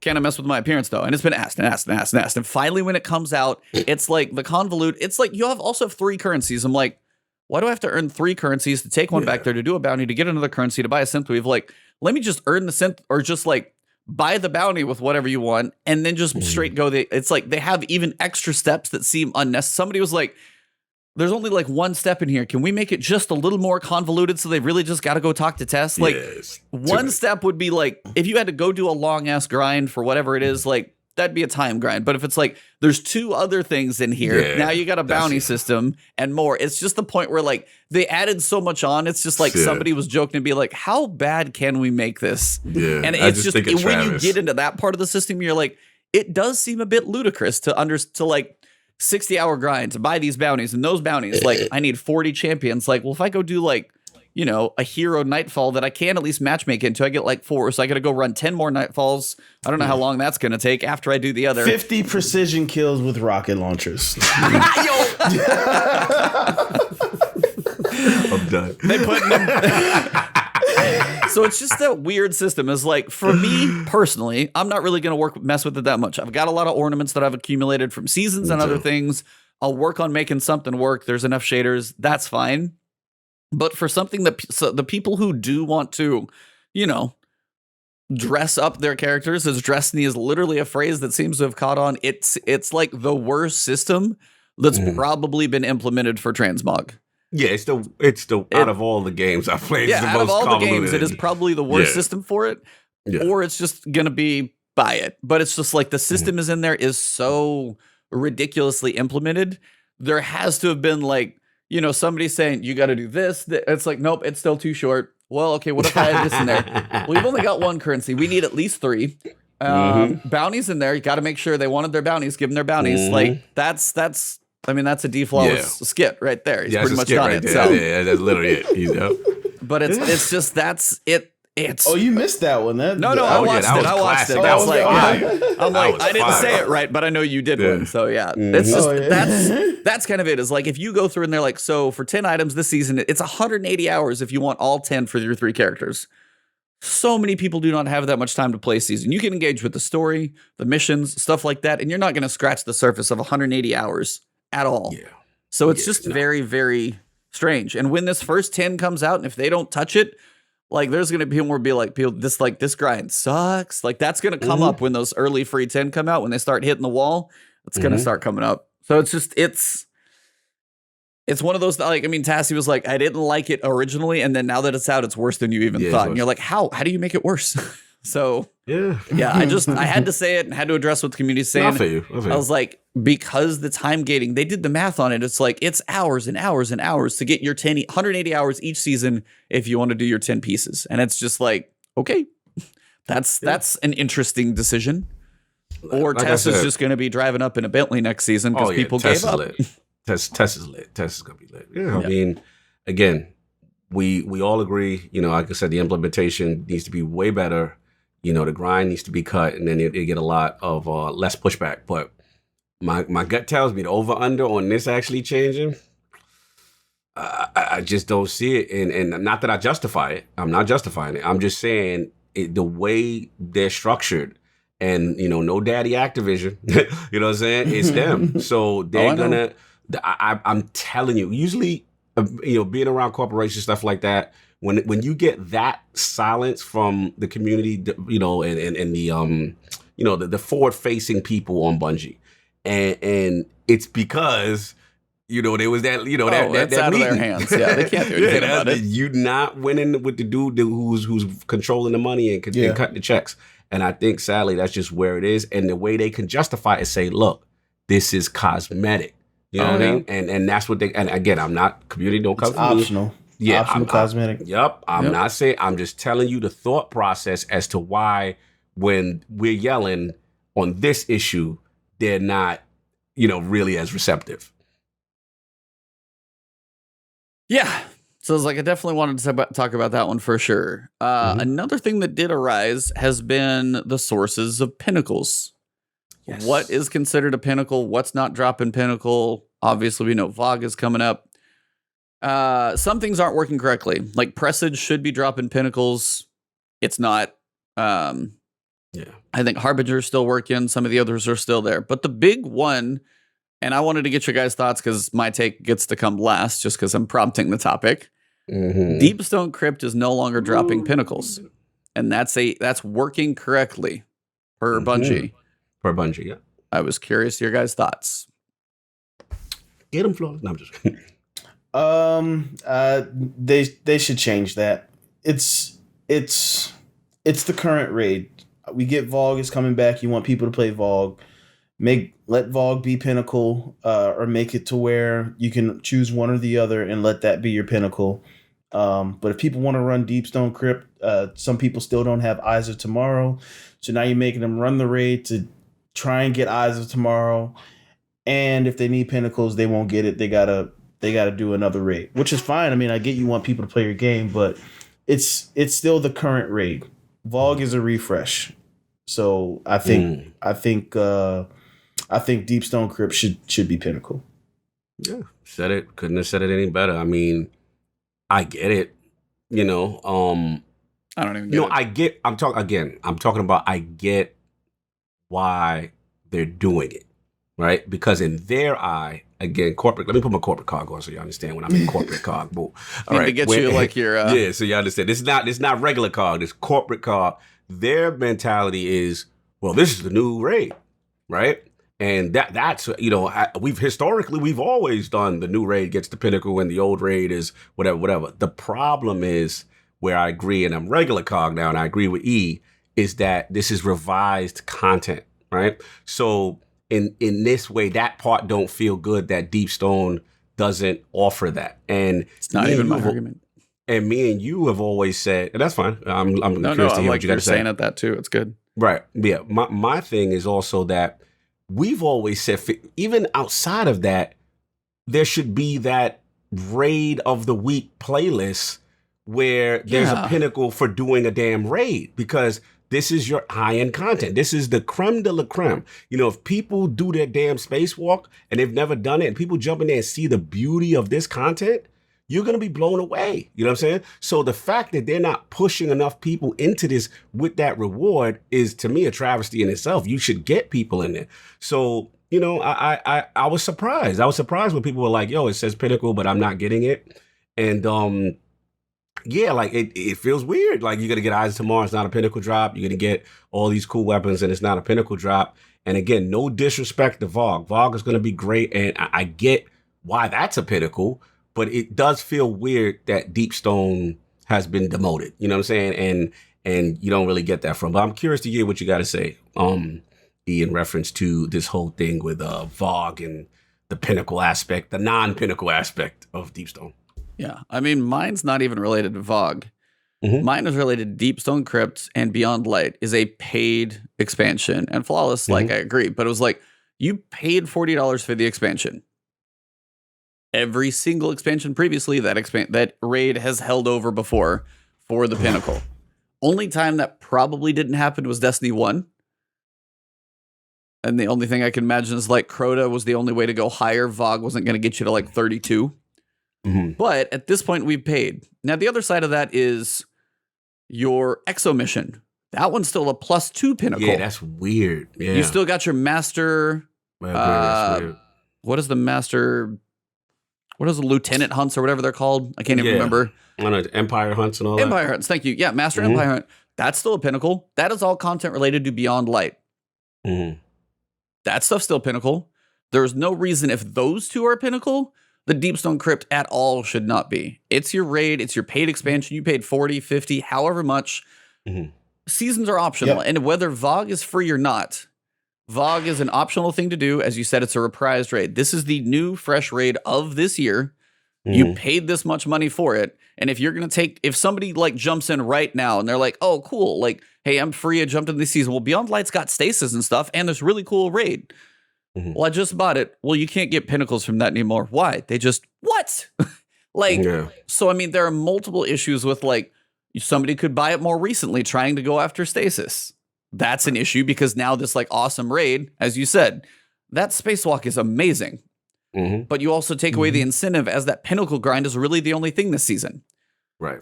That Pinnacle grind is not going to matter. The 10 points, this is still like the whole leveling system is a discussion for another day, but the whole 10 points, like, oh, they get through the 10 points too fast. Vogue is going to have contest mode. It's not going to matter for the first day race. It already doesn't matter because they put it at 1300. So whether people are 1310, 1315, 1318, 1320, that doesn't matter. Let them get there how they want to get there. You already give like +1 Pinnacles for doing a strike. God forbid Deepstone Crypt as a raid gives you +2. Like that doesn't make sense. That doesn't make any sense. Yeah, doesn't make sense. You already stripped enough raids out of there. You're giving one free one back. But Deepstone Crypt being the paid expansion also sets a bad bar if Witch Queen is like, hey, this raid's only going to be Pinnacle for 6 months until they bring back Taken King and King's Fall into there. And then now King's Fall is going to be the Pinnacle raid, and Witch Queen, the badass newest one, not the old thing from D1, that even if it's my favorite, like Vogue and like Last Wish, the amount of mechanics in there, those are not on the same level. And we'll have to see how much they make it. But like Last Wish is like crazy in-depth, crazy dragons, Dreaming City, all of it. And you're like, dude, this is an amazing piece of the expansion. You want to level up? Yeah, go do that old one from like 6 years ago. Right. It's just a weird take on.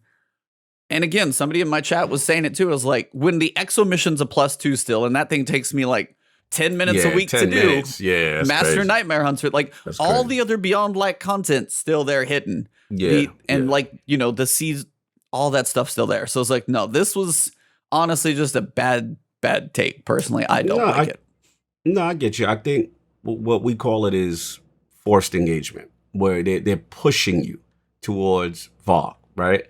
And I feel you. And you're pushing people away from Deepstone Crypt, which is an issue. Yeah, clearly. And again, to me, it's a travesty in that respect, because especially with raids, I'm always going to say raid is what literally made me play Destiny, what made me stick with Destiny, was when I did Vaulted Glass for the first time. It was amazing. The community has not, so much of the community has not played it. So what's the purpose of it, right? To remove it from that, especially when you got something like that exo simulation thing, you know, which is so quick, still being a Pinnacle. Raids, in my opinion, should have never lose Pinnacle status, because it's such an engagement. It's a 6-player and it's a non-match made activity. So yeah, you know, I'm with you. I'm definitely with you on that.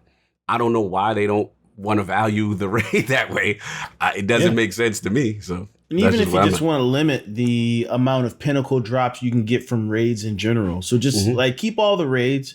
And let's say you have 5 pinnacle drops that you can get from a raid or whatever the number may be. Yeah. If I want to do the opening part of one raid, do the second part of another raid and do all that. But once I reach my 5 pinnacles, I got my 5 pinnacles. Let me do that. Exactly. You know? Exactly. You know, like you said, it's a raid. It's a 6-man. You got to find a fire team. It requires coordination, all this other stuff. And there's stuff that's so much easier to do in the game that's rewarding pinnacles. Yes. Just why take it away at all? I agree. If you want to put a cap on it, that's fine. But let me do whatever I want to do. Yep.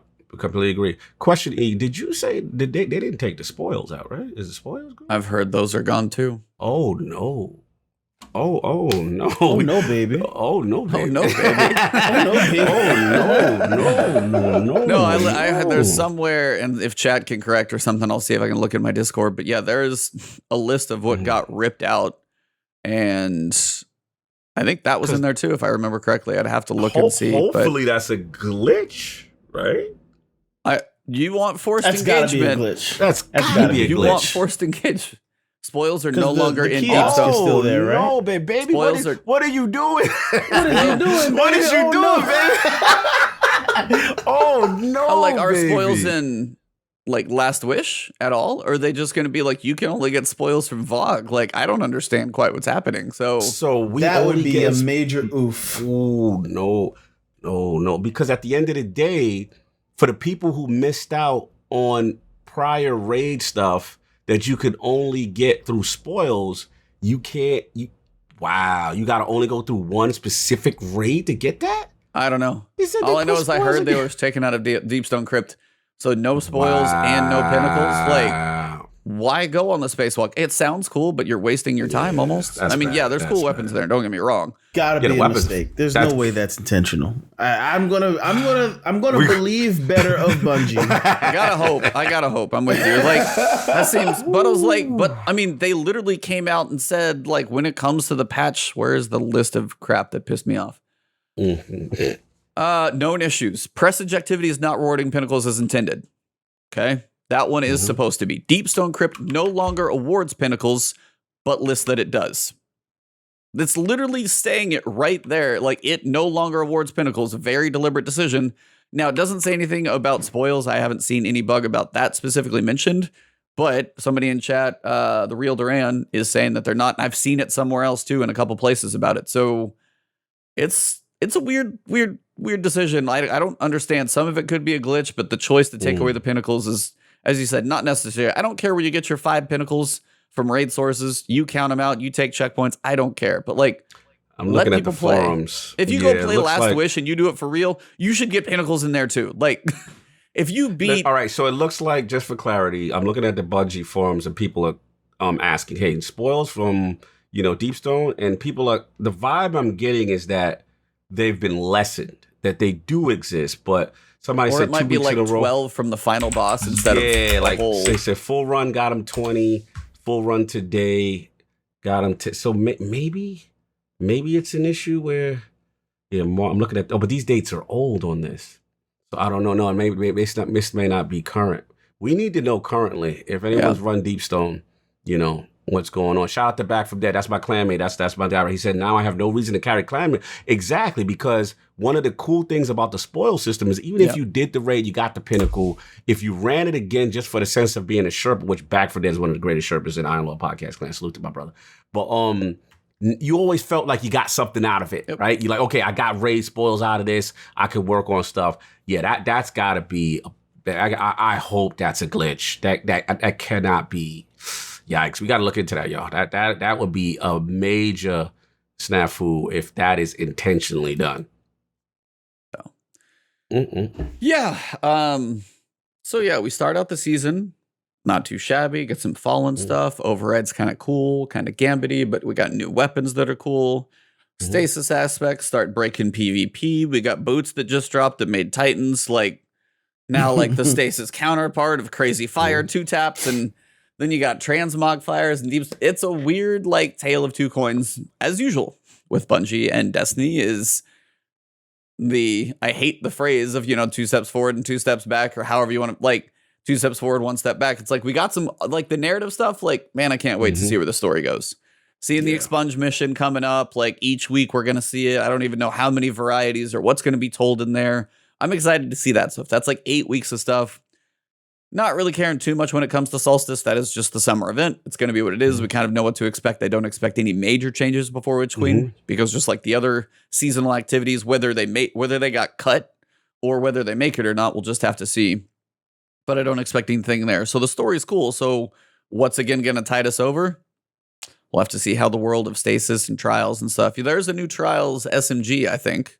Ooh. I haven't seen all the perks on that one, so I'll be curious if that one has some fun rolls. Got a 7. I hope it's a 750. I don't remember. But yes, and then also the small one. How many pre-ordered their plushies?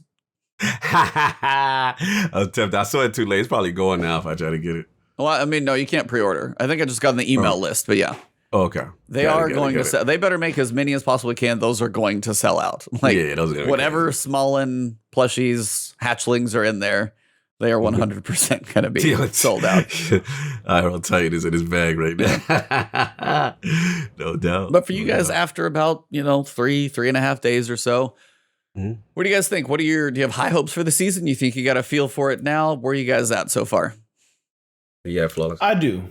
I think PvP aside, this season is phenomenal.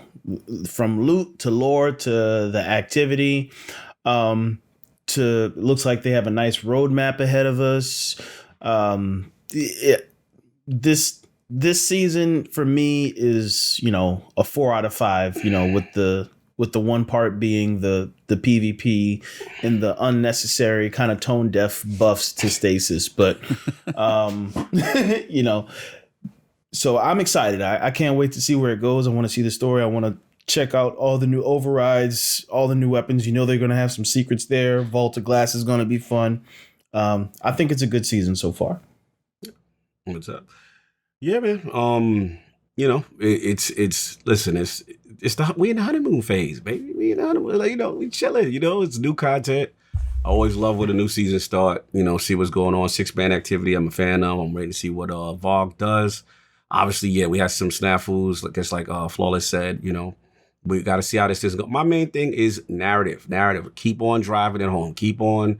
I would like for them to keep a nice cadence how they did with Season of the Chosen, where every week you tune in like, all right, what happened this week? Okay, Crow is this and Kato said this, and you know what I'm saying? So I want to know, what's going to happen. Do we get constant communication with Mithrax?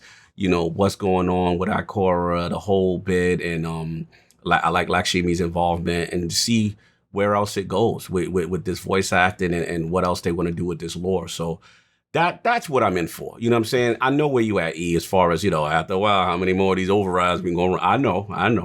I feel you. I know where you at, Mr. Hardcore. I get it. But for me, it's always been about the lore. And when they do lore right, like last season was proof of it. It kept me engaged. It made me tune in on Reset every time to see. And to your credit, I want to see what they do for you for these what is it? What do they call it? The Pinnacle mission? Yeah, the expunge, the weekly Pinnacle. Yeah. I'm curious to see what they do for it. And I'm very curious at the end, what the hell is epilogue? What is that? Like what? I've died. Maybe that's another event, like another tower event. I was like, that would need to be something like Tower Event or Almighty what? Yeah. Little simulation of the thing breaking the sun. Hopefully it doesn't take. How many hours did it take last time? It was an hour and a half. It was 90 minutes. It was a bit stretched. So you know what? You may be on to something. That might be exactly it. I could totally see that because we got to break the simulation. We got to break this thing that's stopping the sun from coming. Bam, Flawless with the exclusive. Yeah. The exclusive. There you go. Yeah, and then also Tangled Shore has its weird little like kind of secret stuff going on right now that's like seems to be time gated. The Lost Sector and then basically the starting location for the Broodhold Strike have these little like Vex confluxes, just like chilling. Like if you go clean out the Kingship Dock Lost Sector, if you clean it out, the little transmog or the conflux shows up. And if you interact with it, the diamonds that used to be on Mercury when you were doing the public event to try and get it to heroic and you had to like shoot the couple and jump. Shoot the thing. Yeah. 5 of those appear. Kill all 5. A Minotaur appears. Right now, doesn't do anything. And then if you load in the Broodhold Strike, one of those sometimes is at the starting location. I know because I spawned in it once on accident. So, but outside of spawning into something you ain't supposed to be at. No, I didn't even know. Somebody's like, "Hey, it's at this location." I drove over there, nothing there. I'm like, "Well, they said it's at the start of the strike." So I went into the strike specifically on the director and checked. And I was like, "What?" I was actually in it. So I was like, "Okay, I found it." But it's like it's not always there. But the one in the Lost Sector, you can repeat. Just go into Kingship Dock. It's right there on like the main area next to Spider. You go up, clear it out. As soon as you clear it all, Conflux appears every time. So there's something with that. So probably time gated some way nature, as you guys said. We're gonna get a couple locations for Override. We're gonna get a couple other bosses, so that's gonna happen.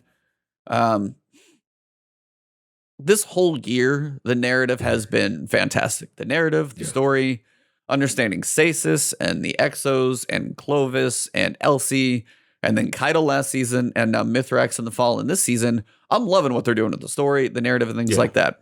My question is, for me, and again, this will just be everybody different, and depends on, kind of the state of things. Is this the Tuesday login, as you said?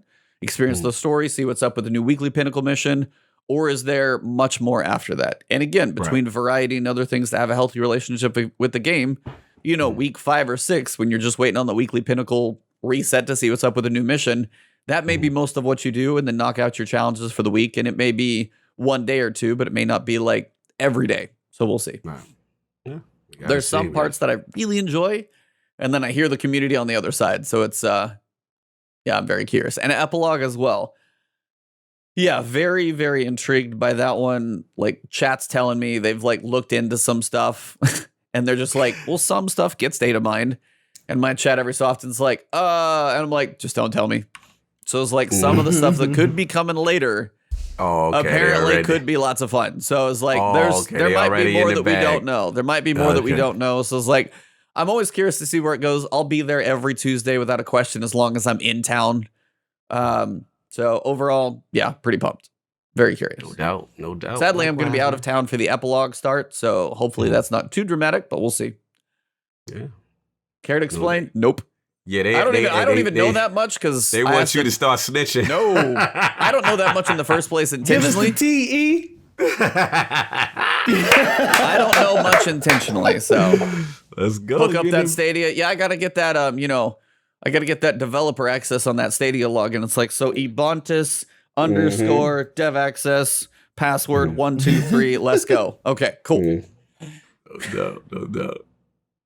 But that's about all we got this week. I can't think of too much else. If you guys got anything else right now, other than that, D-Flawless, man, thank you very much for coming on. Obviously, keep doing what you're doing. But like right now, give us the exclusive. What do you got coming up? What new promotion? Who's your next sponsor? No, I'm just kidding. But honestly, no, but the floor is yours. Just let everybody know what you got going on. If you got any partnerships, hit them up. Everything. Just the floor is yours. Tell it all. Yeah, no, just we kind of mentioned it. You can just follow me on the socials, on Twitter at DDFlawless. YouTube, we're doing a lot of variety there. We'll be checking out Mass Effect, some other games on the YouTube channel. That's where you're going to see a lot of my variety content. And the main, the bulk of the Flawless content can be found at twitch.tv/DFlawless, where we're, playing games, running skits, talking with the Flawless family. You'll get to see them on the channel. Nice. As far as partnership sponsors, just Advanced GG, baby. Use code Flawless. Advanced GG.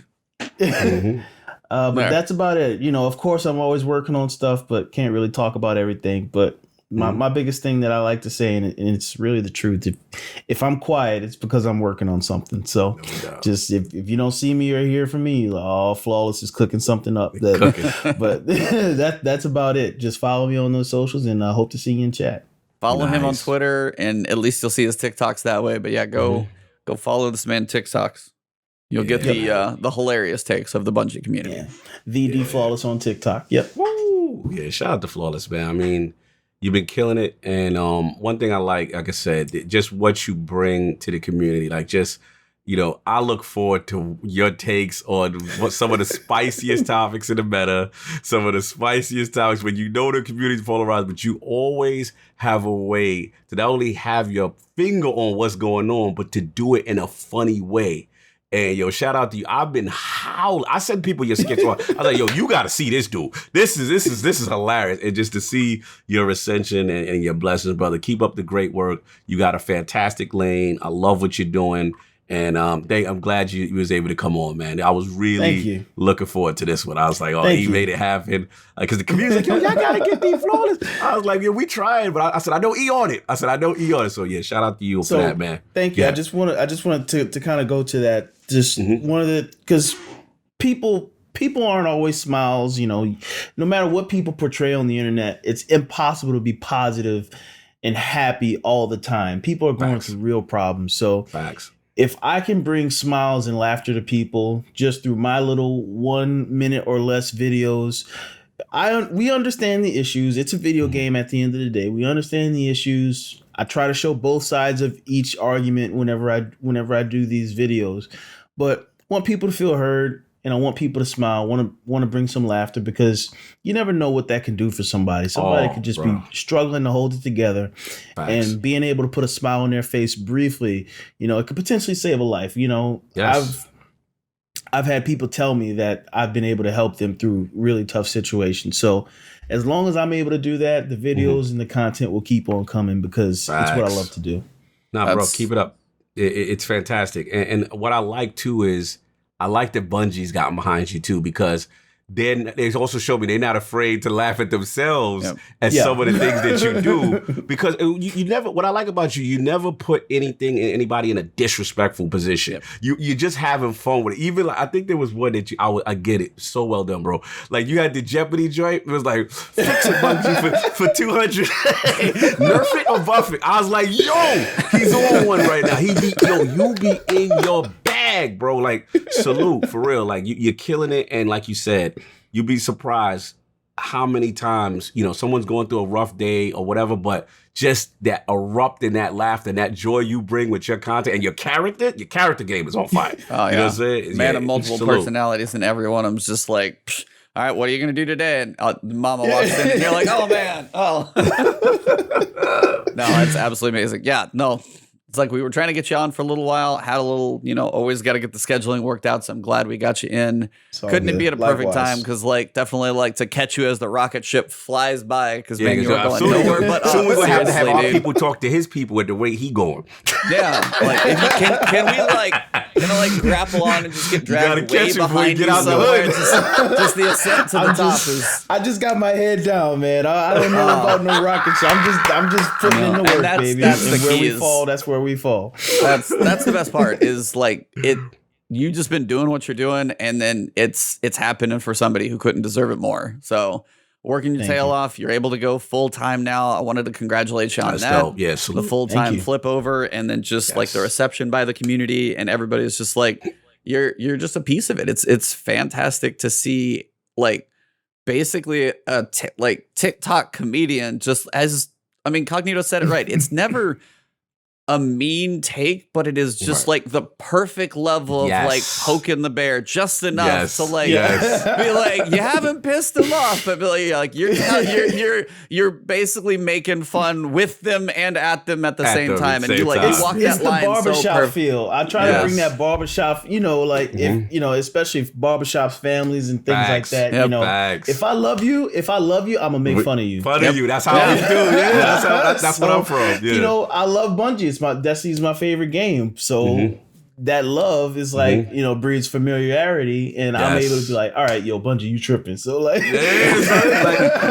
of the ones that you do well too, and I showed about people who don't play Destiny. I love when another game is popping, and then you'll show, you an Apex main now. Oh, you want to come back now? Because I've had those beefs with people by people, right? And it's they'll leave, and then they want to come back, and then you did it the opposite way, where you a Bungie guy. Oh, that Apex looking. Nah, use a Destiny main. Remember you? I love because these are communal things that as gamers We do. You know what I'm saying? And again, you've got it down, bro. Keep it up. Sky's the limit, man. You on your way, bro. You on your way. Keep it up, brother. Thank you. Appreciate y'all. No doubt. Absolutely, no doubt. Cog. What do you got coming? Any fancy guests on ILP for the Sunday shows? We may be. I'm not as fancy as Flawless, but we may have a little something going. Oh, okay. Yeah, shout out, yo. Yeah, it's gonna be a fun one, man. Check it out this week. Sunday, Iron Lords podcast, 1 p.m. Eastern. The legendary informative journalist Jason Schreier will be in the building. So we're gonna talk about his new book. We're going to talk about Press Reset, excuse me. Yep. Press Reset, that's the new book, man. Check it out. It's good because, you get to learn about the flip side, about when our favorite shout out to the cars going by, they excited too. But you get to hear about the things in the community when the when studios go away, and as much as we complain about Bungie this and this, that, and the third, you see the flip side of decisions going wrong. And he's got some great stories in his book. I highly recommend it. Also, if you didn't read the one before, which is Blood, Sweat, and Pixels, that actually showed the origin of Destiny and how this game it was a mess. It barely could come out the door, and how they were able to scrape it together, and then now this thing become a success. So yeah, check us out. It will be Sunday, 1 p.m. Eastern, Iron Lord podcast channel. It'll be great. And if you could check out the website, lordsofgaming.net. Again, we've been doing some real cool pieces called Lord's Minute. Thank you for the love on that and shouting that out. We've been doing that with a lot of our writers. It's for the gamers, by the gamers. We're talking about all different type of subjects in the gaming community. And I'm trying to get more Destiny stuff going. And check it out, man, when you get a chance. And of course, that Last Word podcast. You know what I'm saying? The best podcast most people don't know about yet. But we try to get the word out. Default, we try to get the word out. I got you, baby. I got you. I appreciate it, bro. I appreciate it. But nah, man, I love doing this with E. And again, when we have guests like this, it's always fun to look forward to. It's always exciting to get up and do some fun stuff. And yeah, man, a great show. Good time in Destiny. More stuff to talk about. What you got going on, E? Yeah, for me, got some time to stream this weekend. Work will be busy next week, but of course, playing the crap out of this, of course, grinding up, seeing what's going on with the season. Very excited for that, expunge mission, because those weekly Pinnacle exotics, those are always my jam every time. Like, those are probably my favorite content, is those missions when you go through the solos. Just that experience that they develop in those missions is just stellar every time. Like, just keep getting better. I feel like last time we had Prestige, it was like, it's literally Alien in Destiny, like the Alien movie in Destiny, and they just absolutely crush it. And then all of a sudden, like, what's coming next? And this time we're going to go play around in Tron or something, who knows? So those are always exciting. And then of course, I'm waiting on a monitor till I go for like the high res fun stuff. I want to get a new monitor to either go like 4K, 60 or 144, because I want to play like, Horizon Zero Dawn, Death Stranding, Mass Effect. I want to play those at like 4K.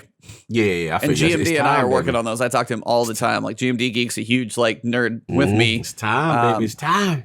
I was like, I've been on 60 frames per second for way too long. So it's like, I want to see what the new light's like. And also I want to play like, if console's going to give me 4K 60, I want to see what that looks like. So I haven't even touched HDR. So like, when that comes, there's some games that I want to experience. And I've been holding back on those, like, all on PC, like Horizon, Death Stranding, Control's another one, and then Mass Effect now coming. There's some big stuff that I'm looking forward to. But you also got Biomutant coming up in like 11 days. Biomutant looks exciting. It's such a goofy looking, like, hot animal collection, but like the crafting looks nuts. Like, you want to build a gun? I have no idea what the game's about. I just want to play it. I just want to play it. Like, you're gonna take like a barrel and a stock and shove it together, and then you got the attachment here and a weird scope. I don't even know if you can shove rockets or bullets or energy in there. You've got like psionics going on. If you change your character's intelligence, the head gets bigger. If you change the agility, and when your character creator is ridiculous, like if you change agility, they get to be a little like taller and lean and lanky. Like, if you get stronger, obviously, you're a little bit. It's just, I was like, it looks like the goofiest little kind of open world advent. Like, I love stuff like that, man. It looks so fun. Like, so that's going to be a variety stream for sure. Whether I get to cover it on my own dollar or not, it's going to come through the channel. So that one looks very fun. Yeah, no microtransactions, looks pretty cool. So That one will be probably in a week or two, so we'll get closer to that next week. But yeah, go check out Biomutant. Just if it sounds like, third person kind of action adventure, you've got some shooting, you've got some melee, you've got a little bit of magic, little RPG, and I don't even know what the hell the story is going to be about. You're like some goofy mechanical, you look like a raccoon half the time, but like you look probably like Rocket Raccoon is the best way I can say, is like the Rocket Raccoon RPG. Basically, yeah. Goofy ass game, but seems like a ton of fun. So that'll be coming. And then in June, we've got Ratchet and Clank, which looks like a Pixar movie. That looks great. And then, I'm never going to run out of stuff to try and keep playing. So, of course, the variety is going to be here. But now it's like, we started the story well. I'm very curious to see where the story goes this season, because you can have issues over PvP or Stasis or Transmog, but I am hooked on this Destiny story. Since Beyond Light, and then Keitel, and now this one, I have to know where the story goes. Yeah, we gotta see where it goes. I am so hooked. So no, I'm with you. Now Bungie's crushing it on some fronts, and then we'll give them their feedback on others. So hopefully we can meet in the middle.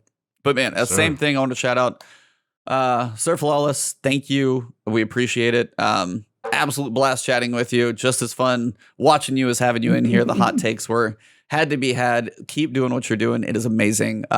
Thank you very much for joining us. It was our pleasure. Thank you. Likewise.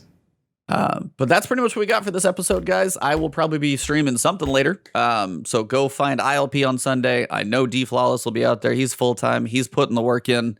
Go buy some Advanced GG. Use code Flawless Anti. All of them. Type them all in. Maybe you'll get 40% off. Maybe you'll get 40% off if you type them all in. I don't know how it works, but put all the codes go in. get some Advanced GG. It's tasty stuff. I can definitely vouch for that one. And that's about all we got. So for episode number 149, 150 is next week. We actually hit 150 next week, and we are going to go OG. We bring in Mark Turcotte of Guardian Radio on. We're gonna bring him back, so we gotta hit it in the fields there for the 150. Perfect episode, and he hasn't been in it as much, so it'll be good to get a bit of an outsider's take. But he's always kind of up on it. He can't ever quite get away. So that'll be tomorrow, or not tomorrow. It'll be next week, same time, 9 a.m. Back to back. Yeah, back to back episodes. Crazy. Damn, he working a tough shift over here. Damn. Yeah. No, that'll be next week, same time, morning show. So tune in for that one. If you guys made it to the end of the podcast, thank you. If you follow us on audio, video, follow, drop a review on iTunes, whatever it is you guys do. Thank you guys very much. But for this episode, it has been awesome. So we will wrap this thing up. Episode number 149 for May 14th. Guest D Flawless has been fantastic. And it has been the last word.